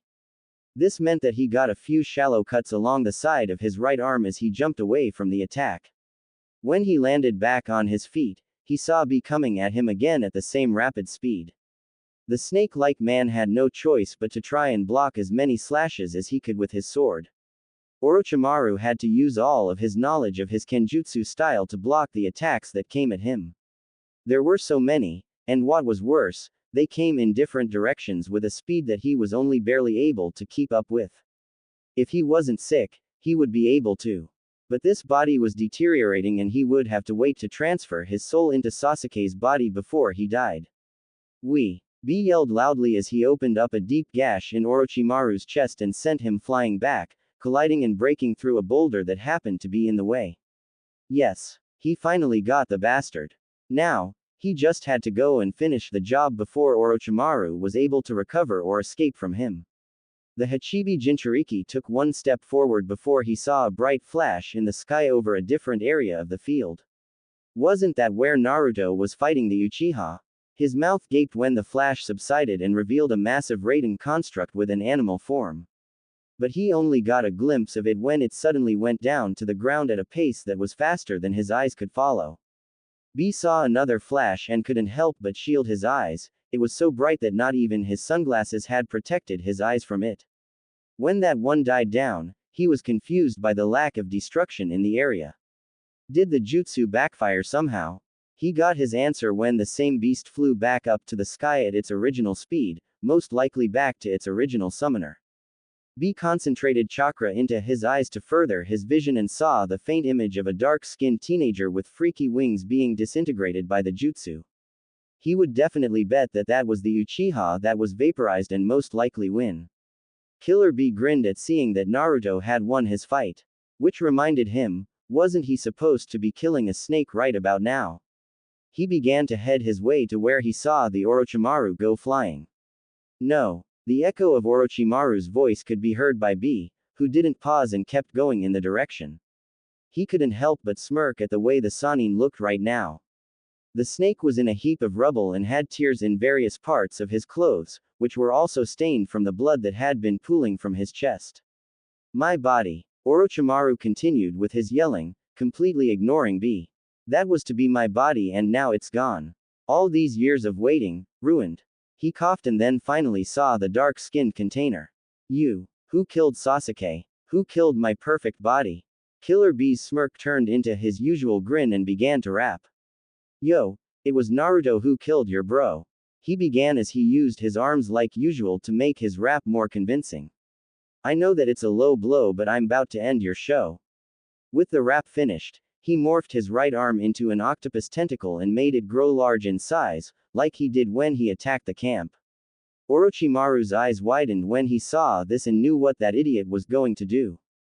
But he wasn't able to move because his body sustained a lot of damage when he crashed through a boulder, and the gash on his chest that was making him lose a large amount of blood wasn't helping either. So, he cursed at the man before he closed his eyes and waited for the impact, which didn't come. He did hear it from a distance, though, which confused him. Orochimaru also felt wind, as if he was running. But he couldn't move. He turned his head just enough to see that Kabuto was carrying him over his shoulder and they were both making a retreat. His second-in-command looked a little tattered but also looked good enough to perform a distanced Shunshin no Jutsu, body flicker technique. Shunshin no Jutsu, Kabuto said as if he was reading his master's thoughts, and they both faded away silently as they heard B curse at seeing them escape. Now, B wasn't really an angry type of person. When he got angry, or if someone pissed him off, he would go to a secluded spot and write more Enka-style raps. It was just the way he dealt with that emotion. So it would be seen as unusual to anyone who knew B to see him gritting his teeth and making his tentacle arm slam into the ground and creating a lined crater with it. The next thing he knew, he felt Samui's and Yugito's chakra signatures appear via Shunshin right behind him, so he quickly calmed himself and turned around to face them. B's eyes widened at seeing them with more than a few tears in their clothing but no bleeding, which was good. What the hell happened, yo? B said with only a slight anger lacing his tone. He saw the two's faces wince at it. We're sorry B-sensei, Yugito answered before Samui could. He was more skilled than we thought with his Chakura no Mesu, chakra scalpel technique, and we had to distance ourselves from him. We tried using jutsu but most of mine are close range, as is Samui's, and he was fast enough to dodge our range techniques. Samui nodded at the words of her teammate. He isn't Orochimaru's second-in-command for nothing. Kabuto is a very strong individual, she said and heard B sigh when he heard her. Come on, we're going after them, B ordered and saw looks of confusion appear on the two kunoichi's faces. What about Naruto-kun? Yugito asked as they all began to make their way to where they had sensed the Sannin and his subordinate. Killer B didn't answer for a few moments. He knew that they should have all just stayed as a group but they couldn't let Orochimaru get away. Their mission was to take him out, and B had never failed a mission before. He'll catch up, he said to them and knew that they nodded at him, even though they were reluctant to do so. Naruto had been about halfway to where he last sensed his teammates' location before he stopped to make sure that they were still there. It allowed him to regain the chakra that he lost when he redirected Sasuke's Raiden Jutsu. It wasn't exactly an easy feat to say the least in doing something like that. He'd actually been amazed with himself when the adrenaline from the battle wore off. He doubted he'd be able to do something so risky again though. The only reason he was able to send the Kirin back was because he had an affinity to Raiden chakra. Otherwise, he wouldn't have been able to use his Raiden no Yoroi the way he did. Instead of using it as armor, like it was supposed to be, he absorbed the Kirin into his own jutsu. It took nearly all he had to keep the chakra of Sasuke's jutsu from overloading his own and killing him. Then, he had to use his own skill in Raiden manipulation to send the jutsu back at Sasuke.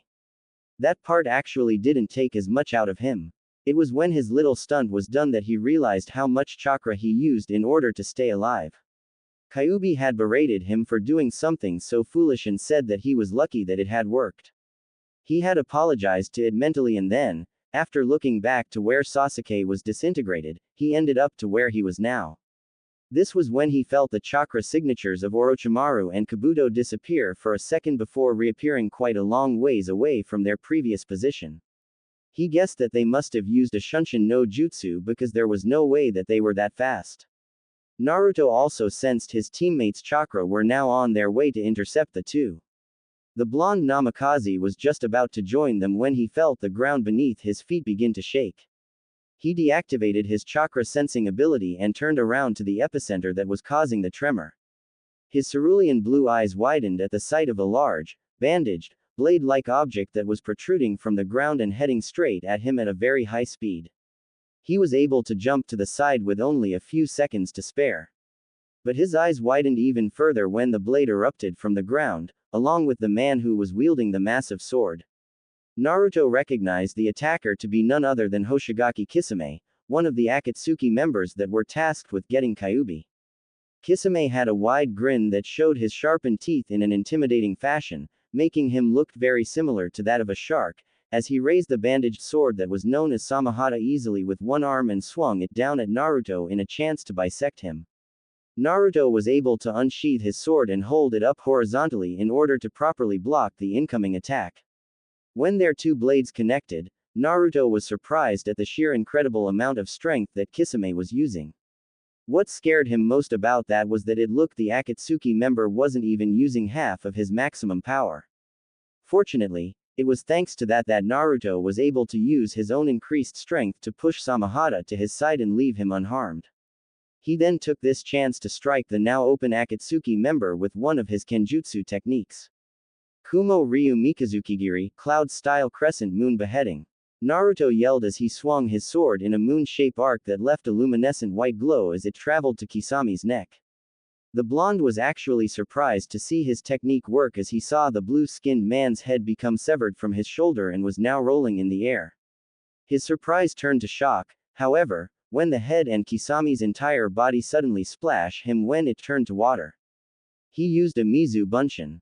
Naruto landed back on the ground and immediately dropped his level in order to dodge another strike from Kisame's sword. He created a cage bunshin of himself after he was clear from Samahata and it tried to kick Kisame upwards in the chin. Its foot was grabbed by the Akatsuki member's hand and was picked up like a rag doll before being slammed down at Naruto, yelling all the while. The clone exploded in his hand after Naruto rolled to the side and then tried to slash him with his sword. Kisame simply brought Samahata in front of him and allowed its size to easily block the attack. This made Naruto somewhat frustrated, but he calmed himself before he got sloppy. He stopped trying to win a battle of strength against Kisame since it wasn't likely that he was going to win right now and jumped away from him, gaining some well-needed distance. Not bad, Gaki, Kisame said to him, his grin never faltering in the slightest. You've definitely gotten better since the last time we met. But you're still not strong enough to beat me. So why don't you just make this easy on yourself and come with me before I make do with the threat I made 3 years ago of chopping your legs off? You can chop my head off and I'll still fight you from taking Kyuubi. Naruto yelled back. He then sheathed his sword before going through a sequence of hand seals at a quick pace. Kisame had tried to stop him from doing so, but he was fast enough to complete the set before could. He then thrust his palms outward to where they were now facing Kisame and shouted, Rantan, Senbon no Shogeki, Storm Release, Senbon Bombardment. Naruto's hands were enveloped in his Rantan chakra, one white and the other black, before a shower of Senbon made out of his bloodline element fired out of them at very high speeds.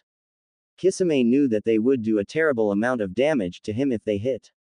So he stabbed his blade in the ground in front of him and used it as a makeshift shield. He couldn't count how many times he heard the Senbon make a clinking sound as they bounced off Samahata and ended up on the ground. To stop the annoying sound, he decided to make this battle into something that would fit his element. Sweden. Bakusui Shoha, Water Release, Exploding water colliding wave. Kisame yelled after making a single snake seal and water began pouring out of his mouth in extreme volumes. Naruto stopped his own jutsu when he saw the terrain become quickly surrounded in water. He was amazed at how fast the land became covered by the technique. But then his mind went back to the battle at hand and realized at how bad this was.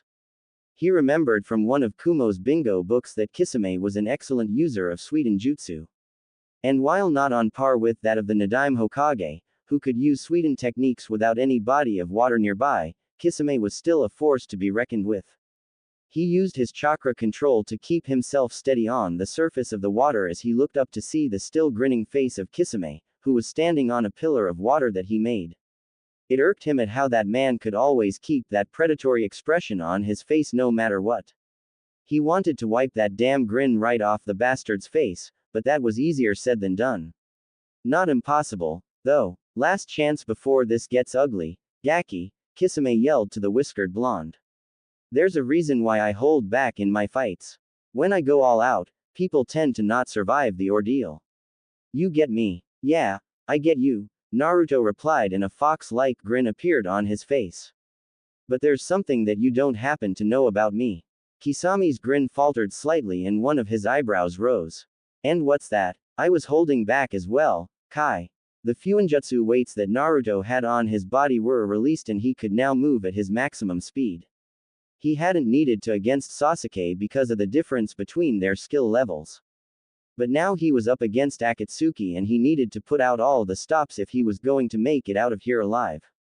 The former Kiri-nin saw the blonde disappear in a sudden burst of speed and his eyes scanned the area around him in order to get a fix on him.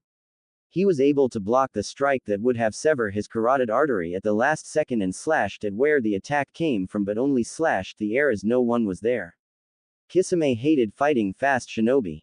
It was one of the reasons why he didn't fight Itachi all the time. That, and the fact that the Sharingan was a bitch to counter. So he quickly grew irritated at trying to locate the Kyuubi brat. Making good use of honed reflexes that came from his years of battle, he predicted where Naruto's next strike was going to be and swung Samahata with both hands grasping the hilt. The blonde had no choice but to block with his own blade, but the force of Kisame's swing overtook him and he was sent flying downwards toward the water and splashed as he was plunged into its depths. The Akatsuki member then jumped down to the spot where he saw Naruto go under and put his palm on the surface of the water and channeled his chakra into it. Suiten. Go Shokuzume, water release. 5 feeding sharks. He yelled as chakra poured out of his fingers and took on the forms of the vicious sea predators. Naruto opened his eyes to see the 5 chakra-constructed sharks coming at him with their mouths wide open and showing their razor-sharp teeth.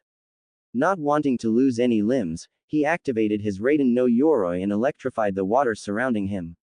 He saw the creatures writhe in pain before disappearing from being electrocuted by his armor. When he saw them be destroyed, he took his chance to begin to swim back to the surface so that he could get oxygen. He saw 5 more sharks formed by the chakra that came out of the tips of Kisame's fingers and coming at him in order to keep him underwater.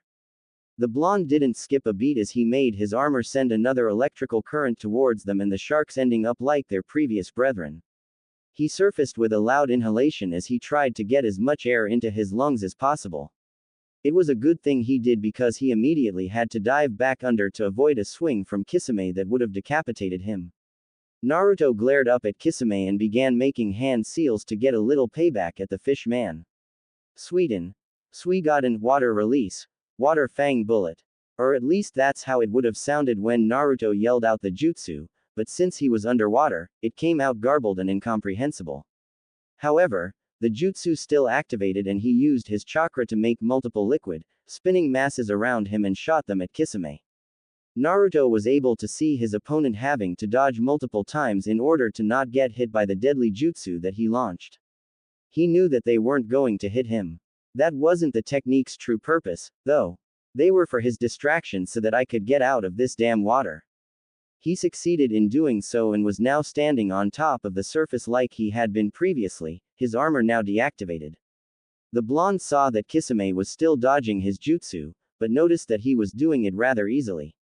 Normally, he would have dwelled on this but he needed to get out of here, because he didn't stand a chance against Kisame, not at the moment. But first, he was going to leave him with a goodbye present.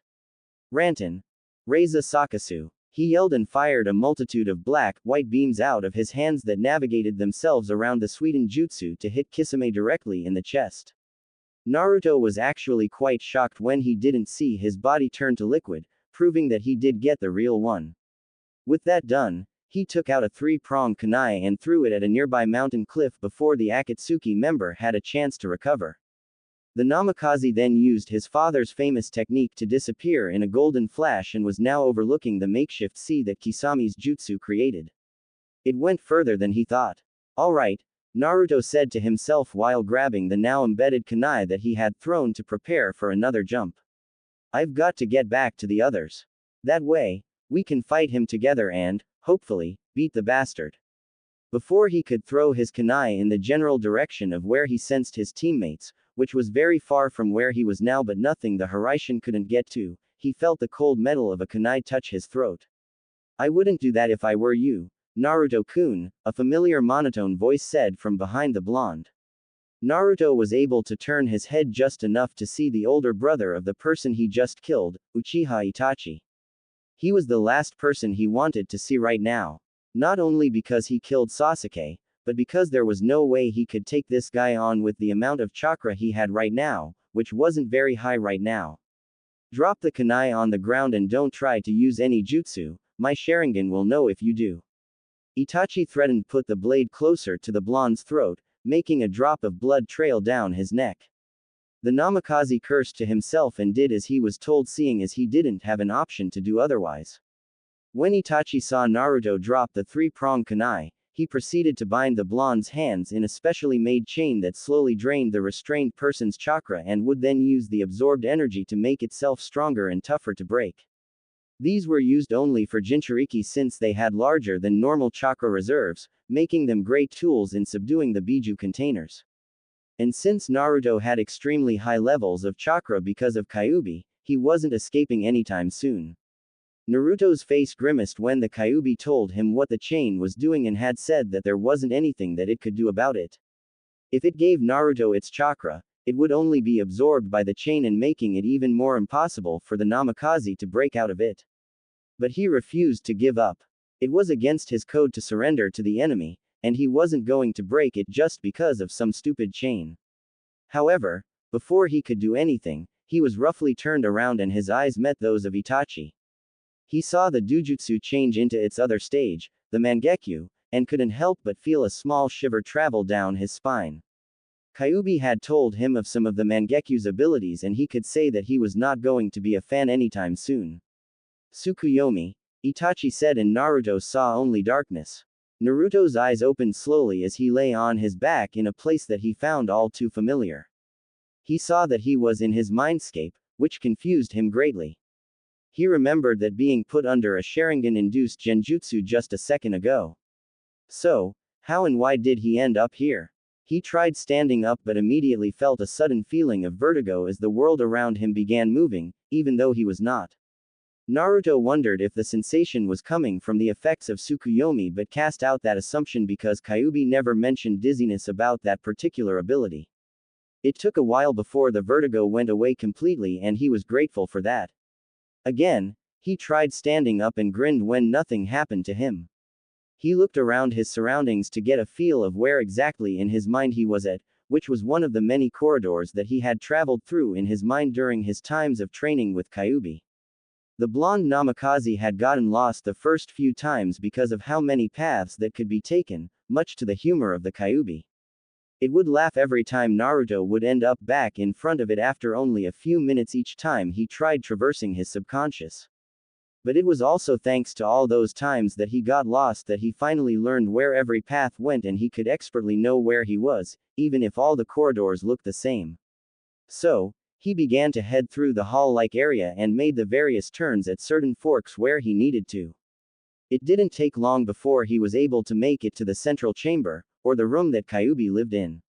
Not much had changed from it in the last few months since Naruto completely changed its appearance since the Kyuubi did not like being stuck behind a cage. It was still a large grassy plain that gave the kitsune plenty of running room. He even gave the giant fox demon its own den so that it could sleep comfortably. The blonde had lost count of how many times Kyuubi thanked him for doing that. Naruto had expected to see the Kyuubi somewhere in the altered mindscape, but instead he saw the person responsible as to why he was in his mindscape in the first place, Itachi. His cerulean eyes narrowed at the man as his hands clenched into fists. What the hell are you doing in here? He saw that Itachi merely ignored his question and used his right arm to reach behind him. The blonde heard a voice yelp in pain and his eyes widened at hearing that. Itachi had then brought back his hand in front of him, but this time it had a grip full of crimson hair. Naruto's mouth gaped at seeing the woman and guessed that she was the origin of the yelp he heard a few seconds ago. The Namikaze was wondering who this woman was. There was only one occupant that lived in his mind, and that was the Kyuubi. So who was she? He channeled chakra into his eyes in order to take a closer look at her to see if he could somehow recognize her. When he did, the breath literally escaped from his mouth. She was a very beautiful woman, that was either on par or even more beautiful than most of the women he knew in Kumo, which wasn't exactly an easy feat. Her facial features were soft, but she also seemed to show that she should not be trifled with either. She also had long, crimson-colored hair that Naruto guessed that if it wasn't in Itachi's grip, it would reach down to the middle of her back and flow like water or a slow-moving flame. Her attire was what really got his attention, though, since it wasn't really what he was expecting. She was wearing shinobi clothes, that was a definite, but they looked to be something custom-made since he did not recognize it from either Konoha's or Kumo's uniforms. He could tell by just a few glances that underneath her clothing she wore a fishnet bodysuit. Over that was a greenish-gray colored outfit that fit tightly against her perfectly proportioned body with a zipper running down the middle of it. Naruto held down the blush that was building up as he saw how much of her cleavage was showing because of the outfit.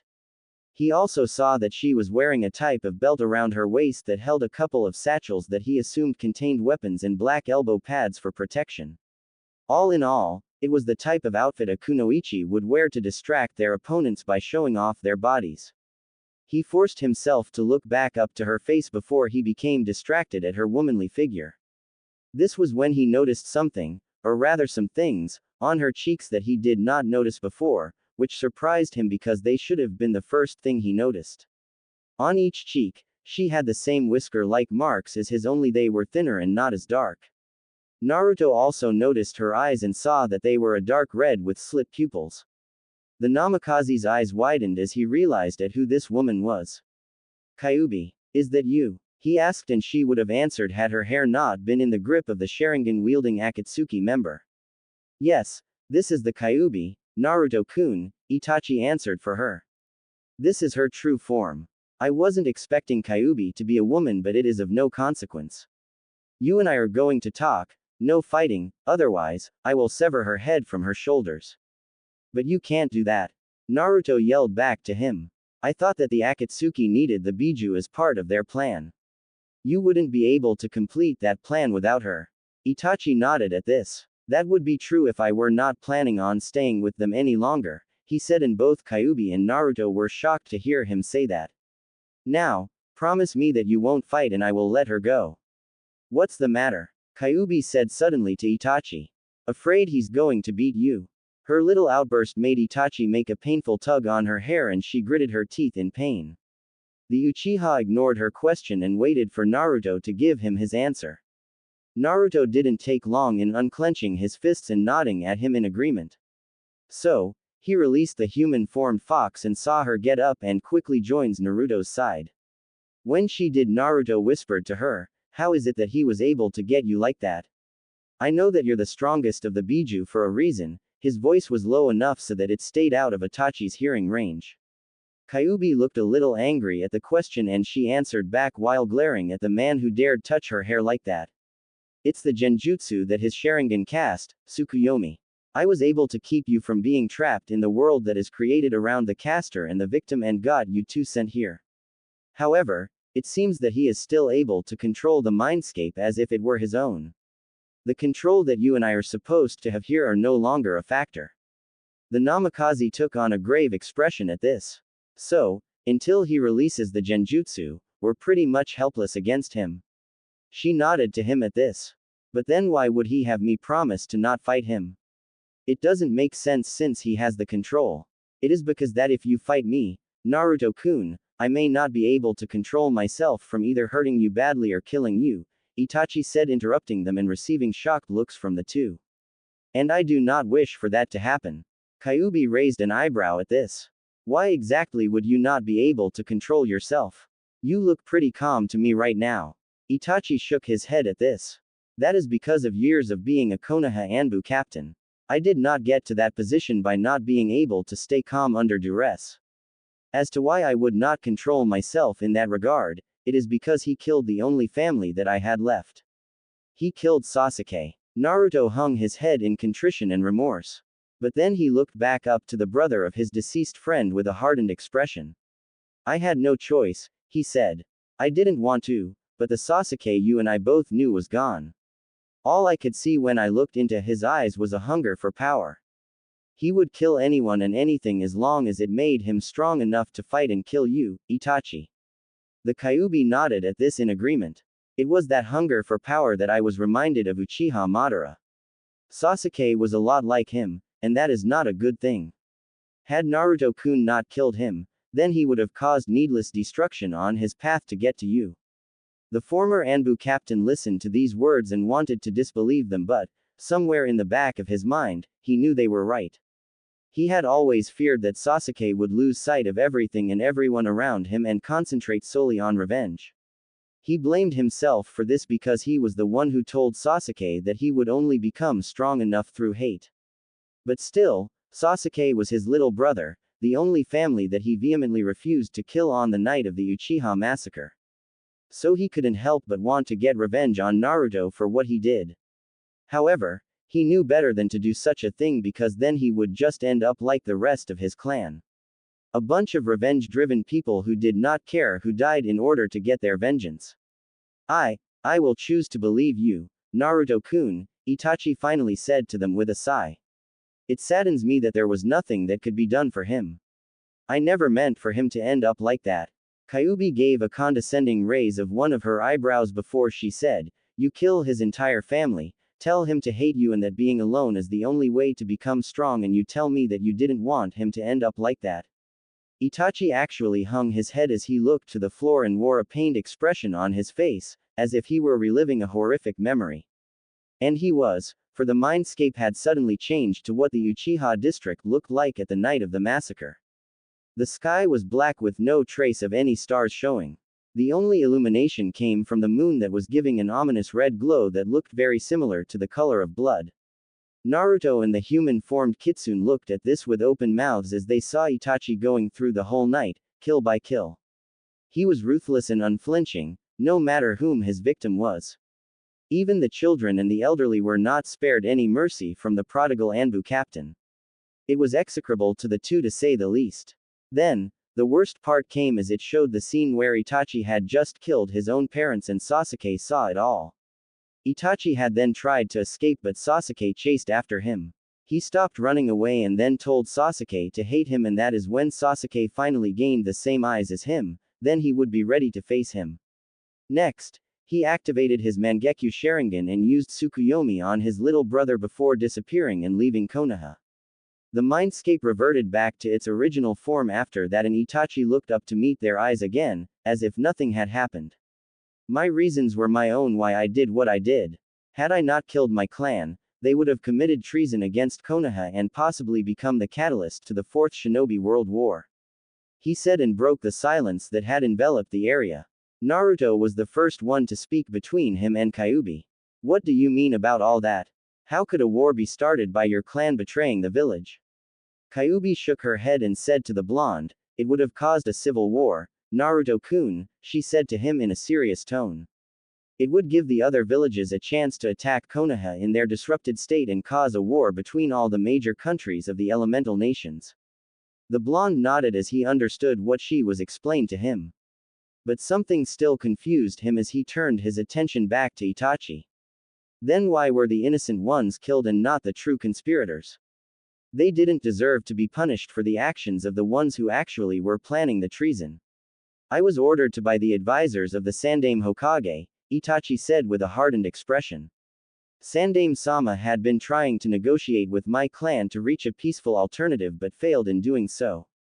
They had told me to kill the ones behind the whole thing, but Danzo, a person revered for his ruthlessness, input his opinion of me eradicating the entire clan to show what it means to trifle with Konoha. But Oji-san would never allow that. Naruto shouted back in shock. That's not the way he thinks when it comes to decisions like that. The order came from behind back, Itachi said, shaking his head. Danzo was able to convince the advisors that I should kill all the Uchiha so that they would no longer be a problem for the village. I had no choice but to follow the order, for a shinobi cannot refuse a mission by their superiors. Naruto grit his teeth in anger. Then it should have been the first one you did disobey. The innocent shouldn't have died because of some misguided old man's idea. His fists clenched and his chakra began to flare. Kyuubi put a hand on his shoulder, which caused his head to snap to her. She asked him to calm down in as soft a tone as she could muster. It took a few moments before his chakra receded and he calmed down. It won't do to get angry at something that happened in the past. What happened is something we cannot change. He nodded at her words and then said, I know that, but I can't help but think that if the innocents were spared, Sasuke might have ended up differently and not have led a life that was solely focused on revenge and hate. The blonde then sighed and exhaled one last calming breath and asked Itachi a question that had been plaguing his mind at the moment. What will you do now? Itachi contemplated a little on the question and thought that it was a very good one to ask. I do not know. My brother is gone and I have no reason to stay in Akatsuki any longer. The only thing that I know I must do is stop the Akatsuki's true leader. You're talking about Uchiha Madara, Kyuubi said, and she saw Itachi widen his eyes. She smirked at being able to shock the stoic Uchiha. We know that he's alive and I've been training Naruto-kun in preparation for when we fight him.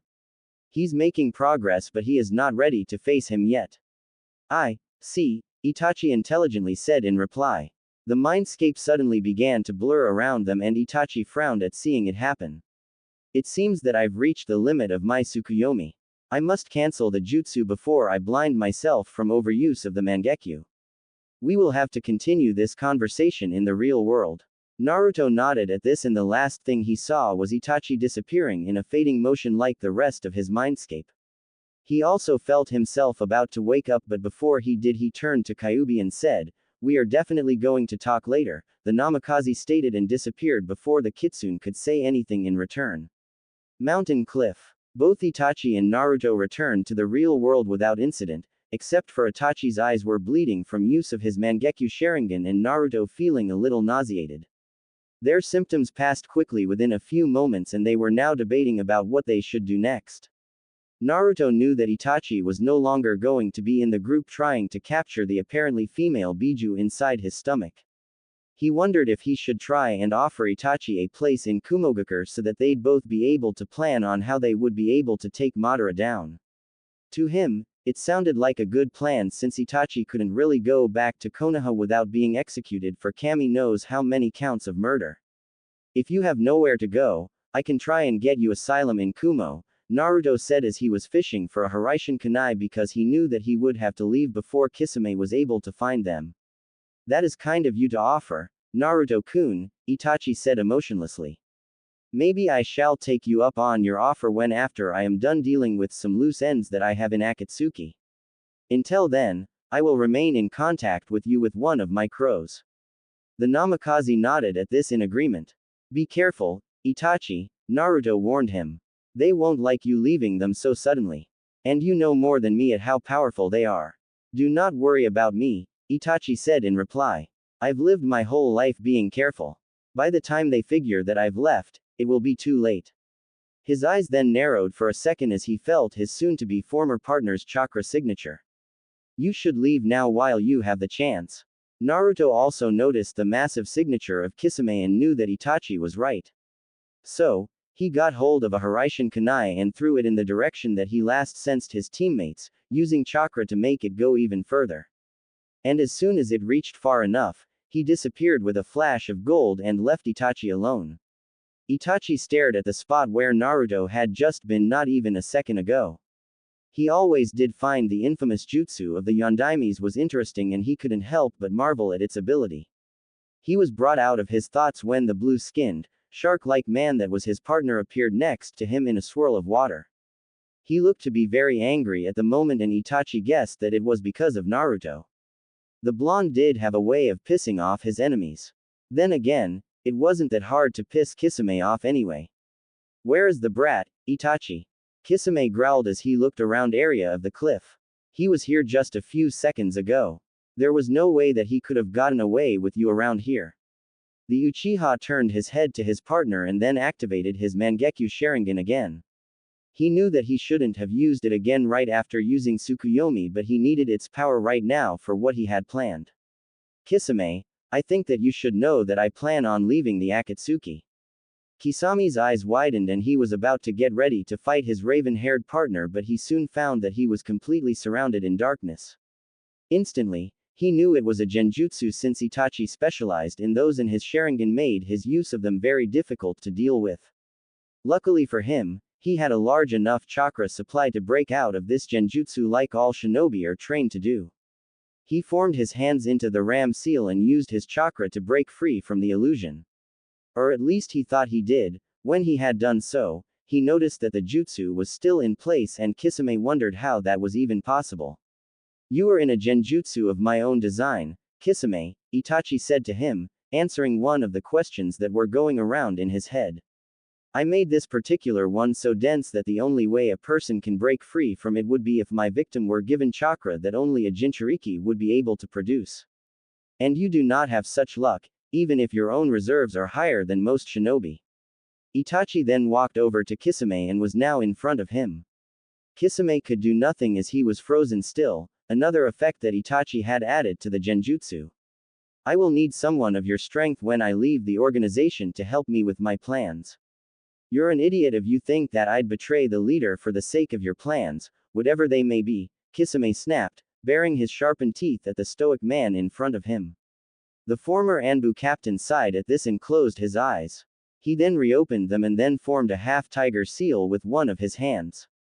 "I did not think that I would be using this so soon.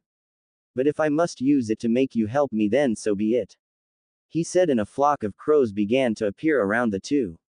They were hard to see because of the darkness, but anyone would still be able to tell where they were because of their constant cawing. One in particular stood out among the rest as its eyes were not like the rest of its avian brethren. No, they were Sharingan eyes, in the Mangekyo stage to be specific. That crow landed on Itachi's shoulder and its eyes bore into Kisame's, who found himself captivated by the gaze of the bird. "Koto Amatsukami," he heard Itachi exclaim a little louder than he'd usually be. His mind was being flooded with images that he knew weren't real, but the longer he kept staring at the crow's eyes, the more he began to believe in those memories himself.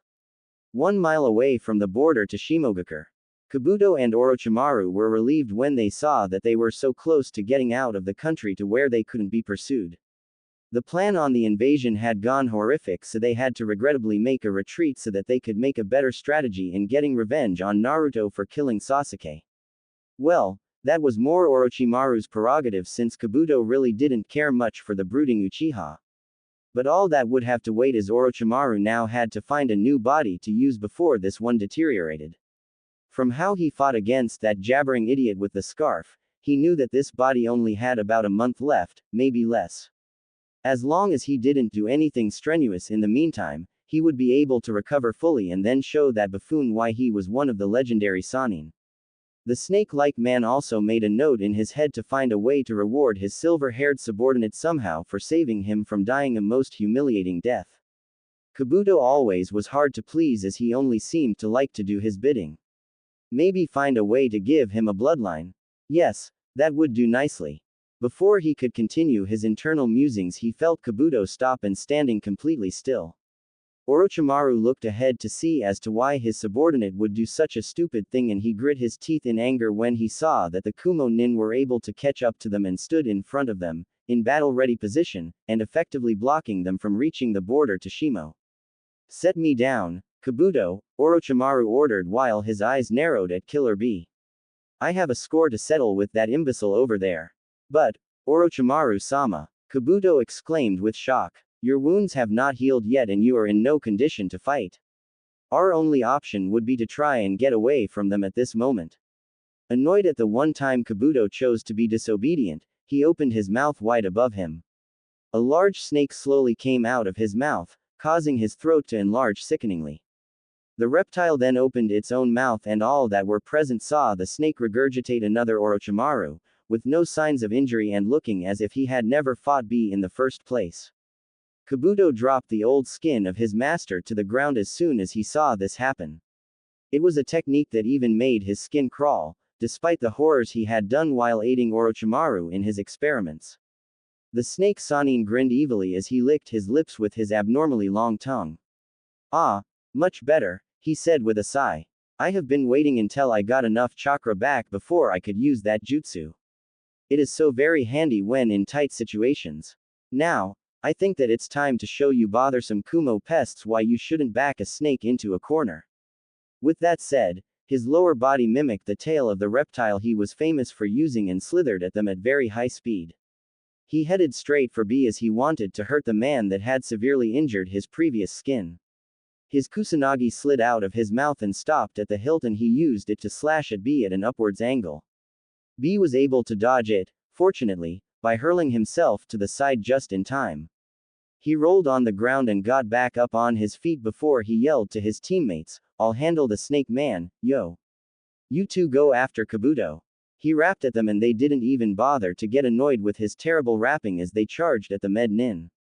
He turned his sunglass-covered eyes back to Orochimaru and saw that the man was going after him yet again, with a maniacal grin as he tried again to slash him with his sword. B quickly took out one of his 7 swords and blocked the attack while putting Raiden chakra into his blade. When Orochimaru saw that the kusanagi wasn't cutting through the B's, he was internally surprised. His sword was supposed to be able to cut through nearly anything. So why wasn't it able to do so with his opponent's blade? No matter, he could always ponder about this later. Right now, he had an annoying man to slash to pieces. While their 2 swords were grinding against each other, he quickly formed a few seals with his pale hands. Futen. Daitapa, wind release. Great breakthrough. He yelled and a violent gust of wind caused B to be pushed off his feet and sent back a few meters. Luckily, he was able to regain his balance as he was in the air and landed on his feet, sliding on the ground before stopping. B narrowed his eyes behind his glasses and took out the rest of his swords so that he could beat down the snake Sannin like he did before. Placing them at the various bends in his body, he then began to spin rapidly and headed towards Orochimaru, intent on severely injuring him again. The Sannin retracted the kusanagi and grinned as B was headed toward him at a very fast pace. He went into a prone position with his whole body hugging the ground as he widely opened his mouth and a torrent of snakes practically erupted from it. He called this his Mandara no Jin, formation of 10,000 snakes technique. It was one of his most effective defense type jutsu.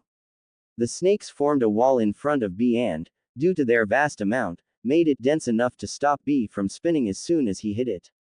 They then took this chance to sink their teeth into his flesh to poison him. Others in the wall protruded small, but similar to kusanagi, blades out of their mouth and proceeded to stab him in very vital areas of his body. As soon as they did though, B's body turned into a large piece of what looked like an octopus tentacle. B was at a very far distance from the mass group of snakes and Orochimaru. He knew that if he hadn't done that kawarimi, he could be dead from the venom from all those bites or all those fatal injuries that he couldn't sustain from them stabbing their swords into his body. He grimaced when they all began to head to where he wasn't prepared to do something he hadn't done in a while, transforming into his full Biju mode. He took on the form of the Hachibi and roared as the snakes came closer. He pounded the middle of the snakes with one of his massive fists and knew that he killed at least a good chunk of them. But there was still thousands left that were able to slither up his giant form and bit their fangs into his skin, which broke when they tried to. His skin wasn't that of a human's after all. There's no way that you can hurt me. That's why they call me the Killer Bee. The transformed bee yelled in Anka. Now, it's time for me to show you all not to mess with my home. He spun around in one quick revolution and the snakes that were on him flew off and fell to their demise. Orochimaru growled as he looked at B's new form and formed a few seals before slamming his hands down on the ground while yelling, Kuchio's no jutsu. A seal formation appeared on the ground and a giant cloud of smoke plumed around him as the boss to the contract he signed was summoned. Orochimaru, you worm! Yelled a booming voice as the smoke slowly began to fade and revealed the form of Manda, the boss of the snakes and a deadly opponent to anyone, even to the one who summoned him if he was not given a proper sacrifice. I told you that you not to summon me without a proper sacrifice. You're not living up to the contract that I made for you. The Sannin chuckled from his position on the purple-skinned snake's head. Forgive me, Manda, he said as he licked his lips. But I thought that a fully transformed Jinchuriki would be enough of a sacrifice for you. Manda turned his attention away from the snake Sannin and onto B's raging form as he continued to slaughter the snakes that Orochimaru summoned, his brethren. His green eyes narrowed as he hissed at seeing his kind being killed left and right. We will discuss how you blatantly send my kind off to be killed after I deal with him, Orochimaru. The Sannin grinned evilly and replied, of course, now let's go. He yelled and Manda shot off toward Killer B. Meanwhile, Kabuto was fending off Samui and Yugito with his Chikura no Mesu technique as they tried to use teamwork to defeat him. He smirked at them as they were trying to regain some breath after he came so close to hitting some of their organs. I didn't think that Kunoichi from Kumo were so weak, he taunted as he fixed his glasses with one hand, temporarily deactivated his jutsu before reactivating it after he did so. Even when it's 2 against 1 your attacks are useless. I'm disappointed from the lack of challenge. Yugito growled at him and Samui frowned as she held up her sword. You should not underestimate us for simply being able to dodge some jutsu, she said to him as her sword began to glow with Raiden chakra. Otherwise, you will end up dead. Hey, bring it on then, Kabuto said as he held up his palms and pointed them toward the 2 blondes. Maybe after I am done killing you I will be allowed to experiment on your corpses. No way in hell that's going to happen, sicko. Yugito yelled as she began using Nibi's chakra and forming a cloak of her Biju chakra around her, taking on the form of a cat as it surrounded her body. The pupils in her eyes also formed into slits and her nails grew longer and sharper, becoming even more of a feline. Ready, Yugito? Samui asked and got a nod in reply from her transformed companion. Good, try not to let him kill you. Yugito smirked when she heard this, showing that her teeth had sharpened as well. I should say the same thing to you. Now, let go, I've wanted to wipe that smug look off his face. She said and made a dash at Kabuto, running on all 4 of her limbs and making her go faster than she would if she just ran on her legs. Kabuto narrowed his eyes as he quickly went into his taijutsu stance and prepared for a frontal assault from the Nibi container. She had tried to slash him with her nails but he was able to dodge it easily enough and retaliated by striking her chest. His eyes widened though when he felt his palms feel warm for a second and chose to bring his hand back and jumped away from her. He looked down at his hand and saw a small burn on one of his fingers and even saw it smoking a little. I didn't even touch her for 1 second and I got burned. Her Biju chakra must have properties of fire. I won't be able to touch her as long as she has that cloak activated. He looked back up and frowned at his realization but he kept his composure. However, his danger senses were going wild suddenly so he instantly dropped his level to dodge a slash that came from behind him by Samui. If he had not been trained to anticipate sneak attacks like that, he most likely would have had his spinal cord severed. But he used this chance to place a strike on one of her legs to make her immobile. Samui jumped up to avoid his obvious intention and then held her blade over her head as if she were going to chop something, or in this case, someone. Kumo Ryu. Judo no Danto, cloud style, severe guillotine. She yelled as she swung it down and a blade of chakra shot out of her sword and heading towards Kabuto's neck. Without any time to hesitate, Kabuto made use of his elemental training as he sank into the ground. He made sure to go deep enough to where her attack did not touch him as he felt the earth around him shake and he was sure that there was a crater just above him. Thanks to the jutsu that he used to go underground, he was able to sense the magnetic forces around him and pinpoint exactly where his 2 opponents were. Kabuto targeted Samui since he thought it to be foolish to try and touch Yugito again since he would not come out unscathed if he tried to attack her again. So, he used his chakra to help him get through the earth very fast and got right under where Samui was, which was just outside the crater that was made from her attack. He smirked as he erupted from ground and was prepared to strike at her lungs, but his eyes widened when he came to the surface. He was surrounded by a cage that was made of blue fire, and he knew that anything that touched those flames would most likely be incinerated. Kabuto made a move to go back underground via his Doden Jutsu, but was stopped when he heard Samui yell out a jutsu. Raiden. Ketsugo Kenkin, lightning release, binding imprisonment. And rope-like tendrils shot out of her body and coiled themselves around Kabuto, restraining his limbs so close to his body that it was even hard for him to breathe due to the pressure on his ribs.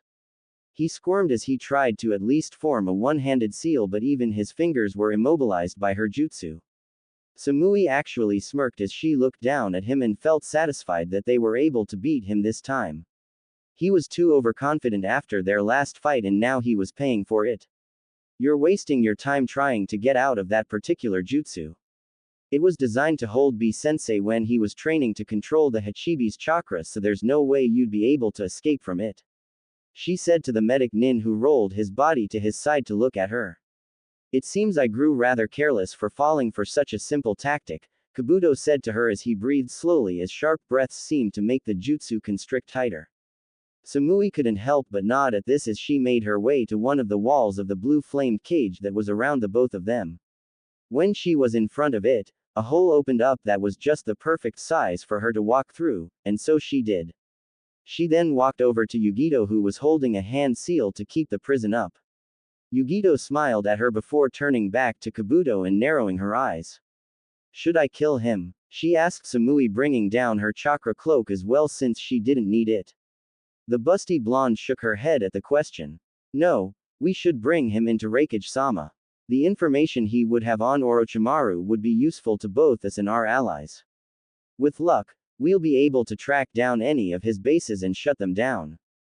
Kabuto's lips curled into a smug smirk as he thought what they said was amusing.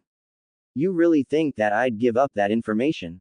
Did all your brains suddenly go back into those watermelons you call? He asked, only to wince in pain as the binding jutsu got tighter and was now struggling to get some air in his lungs. Oh, you really shouldn't have said that, Yugito said to him with a grin. She really doesn't like it when people make fun of her, since they're the reason why she keeps getting sore shoulders.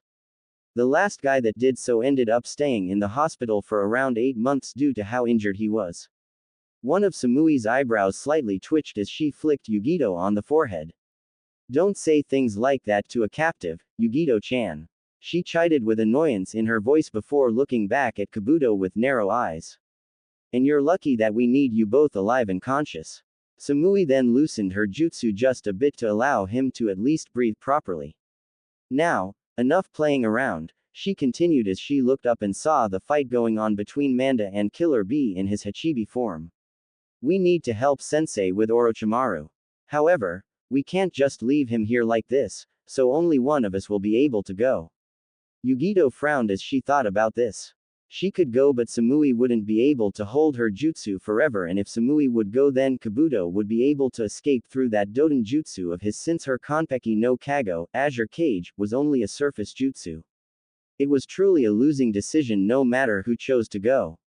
Her thoughts were interrupted when she saw a kunai land on the ground, and she instantly recognized it to be one of the three-pronged ones that Naruto used for his father's jutsu.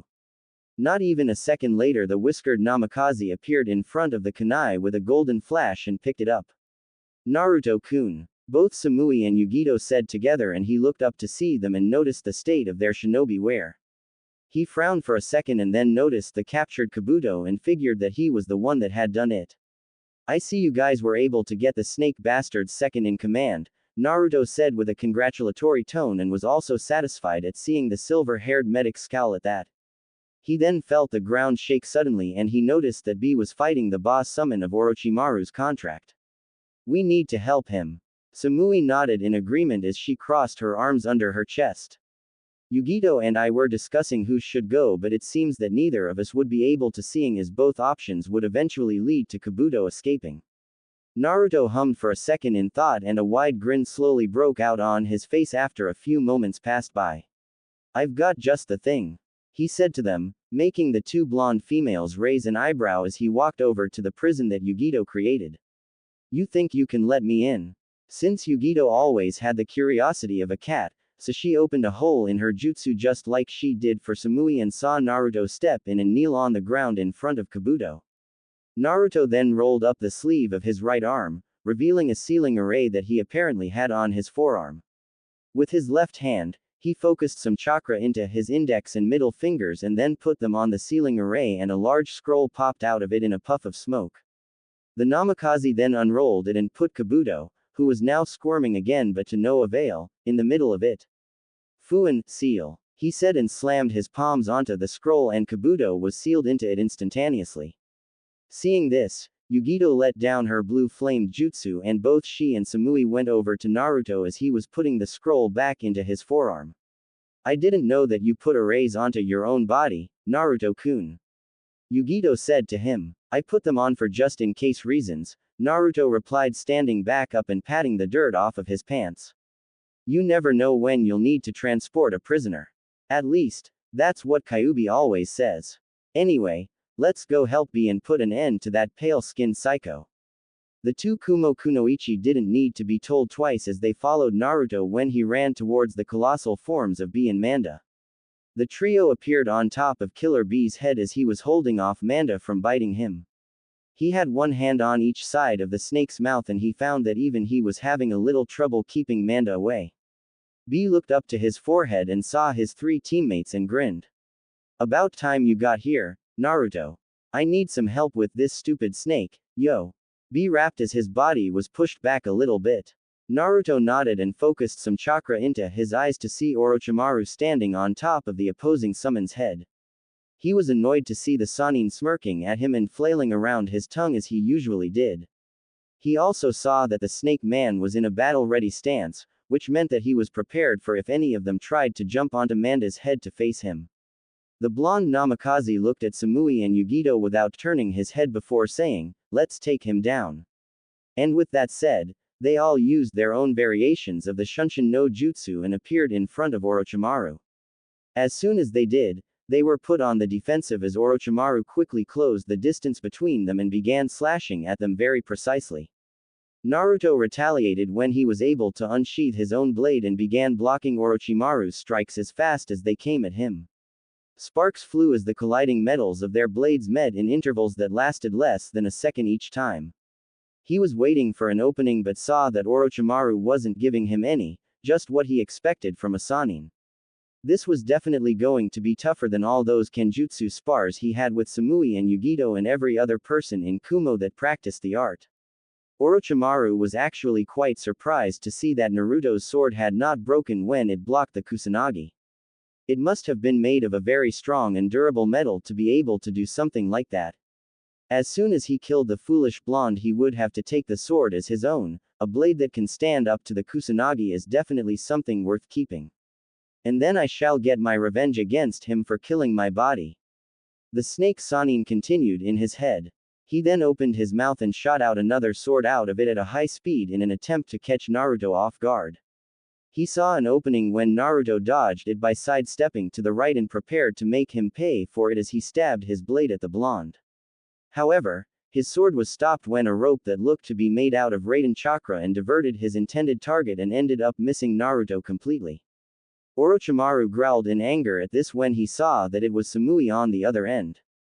He used his sheer strength to pull at the rope and caused a shocked Samui to head straight for him. He then made his tongue lengthen and made it wrap around her neck and began to choke her. Samui tried to get free by cutting the tongue off, but her sword kept bouncing off it. She realized that he was covering it in chakra and she grimaced. While her sword was stronger than many others in Kumo, it could not cut through a chakra defense that could be made by a Sannin of Orochimaru's caliber.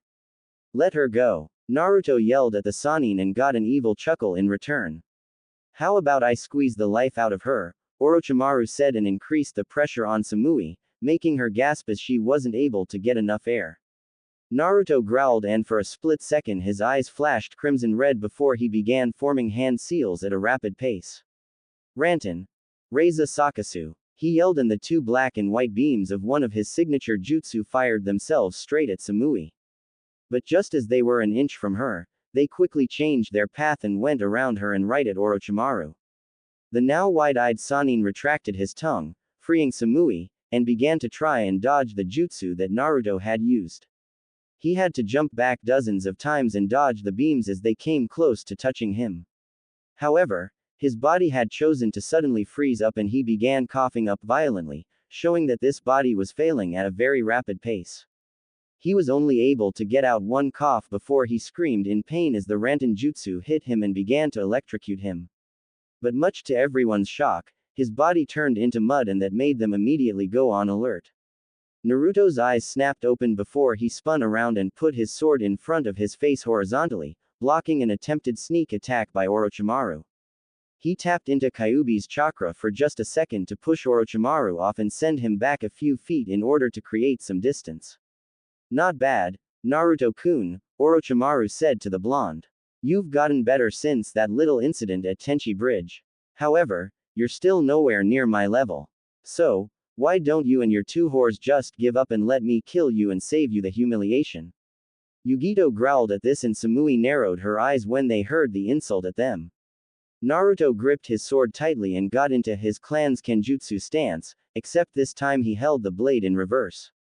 There is no way in hell you're going to get away with calling my friends that, Naruto said coldly as he narrowed his eyes. Samui. Yugito. Leave him to me. They knew he was serious since he didn't use his usual honorifics for them. If anything goes wrong, we're stepping in. Samui said, sheathing her sword and crossing her arms under her. The way she said it left no room for debate and she knew that Naruto knew better than to argue with her. The whiskered blonde nodded without looking away from the snake Sannin before dashing at the highest speed he could muster and phased out of sight from everyone. Orochimaru was impressed by the speed but was still able to block the multiple attacks that seemed to be coming from all directions. Orochimaru then elongated his tongue and lashed it out in front of him in a coiling motion. Naruto was now visible and the slimy appendage was wrapped around his waist. He brought up his sword and prepared to swing at the tongue, making Orochimaru's eyes widen as he knew that Naruto's sword would actually be able to cut it. So, he quickly loosened it to get away from that possibility, but his eyes widened when Naruto caught his tongue with his hand and pulled him towards the blonde. Naruto had a smirk on his face as he had the chance to get to do what Tsunade had done to the snake bastard. And he relished that moment as he hit Orochimaru with a chakra-infused punch that sent the Sannin flying. Naruto disappeared in a burst of speed and met with Orochimaru in the air and flipping over with one of his legs extended. He slammed it down on the snake man's sternum, causing the man to lose his breath, and caused him to be sent flying down at Manda and impacted hard against the summons. The blonde landed swiftly just as Orochimaru was slowly getting up. Still think that you're going to win this, Orochimaru? He asked while pointing his sword his opponent. Shut up. The snake man snapped and then began emitting chakra from the fingertips of his right hand and then making a slicing motion at Naruto. Knowing what the bastard was using, he clapped his hands together and then yelled, Fuden, K's no Kiba, wind release, wind fang. He yelled and made a vertical slash in the air and blade that looked similar to that of a sharp fang and immediately met the jutsu Orochimaru used, the K's no Yaba blade of wind, and the two opposing techniques were now fighting against each other, trying to overpower the other. Naruto used the jutsu again to double the power of the previous one. It worked, as the two combined and completely broke through Orochimaru's wind jutsu and was now heading towards him. The snake Sannin grimaced for a second before transforming his lower body into a snake's tail like he did against B and slithered to the opposite side of Manda, avoiding the jutsu completely. Yugito and Samui had to dodge Naruto's technique, otherwise they would have sustained horrible damage. Orochimaru had quickly appeared in front of Naruto thanks to his increased mobility from his transformed body, attempted to bite Naruto on the neck. Not wanting to get a cursed seal like Sasuke, Naruto lowered his level, avoiding the lunging face of Orochimaru, and then thrust his sword at him. However, his attack missed as Orochimaru's body bended itself to the side, exactly like what a snake would do. Orochimaru grabbed his arm with an iron grip and then coiled his tail around the blonde's body and immobilizing him. He grinned at seeing how helpless the Namikaze was. You've done well, Naruto-kun, the Sannin said licking his lips, creeping Naruto out. But like I said before, you are not near my level yet. And now I think that it is time for you to die. Goodbye, Naruto-kun. He then opened his mouth wide and plunged his teeth down at Naruto, who could do nothing to avoid the bite. Naruto's lips curled into a grin just before he was going to be bitten and disappeared in a golden flash. Orochimaru was shocked to see the blonde disappear the same way as the man he hated for taking the Hokage position from him. He had no time to try and find out where the whiskered blonde was as a sword protruded from his chest. He looked down at it and saw Naruto's black blade covered in his blood. Orochimaru then felt a pull and he didn't know what it was except for the fact that he could just feel himself being absorbed into the sword. He had no time to scream out any last words as his body was completely gone. Naruto couldn't help but blink in confusion at what had just happened. "Since when can your sword do that?" Yugito asked, and unknowingly speaking one of the questions that he was asking himself. "No idea," he said back as he looked at his sword in wonder. "I'll have to research its abilities when we get back to the village." Naruto turned back towards them and saw that Samui was about to say something. However, she was unable to because the summoned Manda disappeared in a giant plume of smoke and they were all falling rapidly down to the ground. Naruto was trying to get out a Hiraishin Kunai to try and get them all to safety, but he also had a fear in doing so. He'd never used the jutsu with anyone or anything else, so he couldn't predict the outcomes of what would happen if he did. But his protective nature overdrove that fear as he didn't want his friends to be hurt. Finally, grabbing one from his pouch, he looked to where he saw Killer Bee last and targeted the top of his head. He then threw it as hard as he could, and when it landed to its destination, he grabbed the two female blondes by their waists and then flashed over to the fully transformed Hachibi container. All of them landed safely on B's head. "Phew, thanks for the save, Naruto-kun," Yugito said to him while wiping her forehead with a hand. "When they say that cats always land on their feet, it doesn't mean from this height." Samui smirked as she thought the joke was a little funny. But it soon disappeared when she heard a cough followed by a splatter of blood.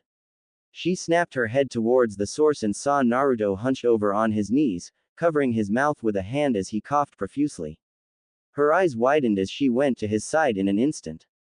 "Naruto-kun.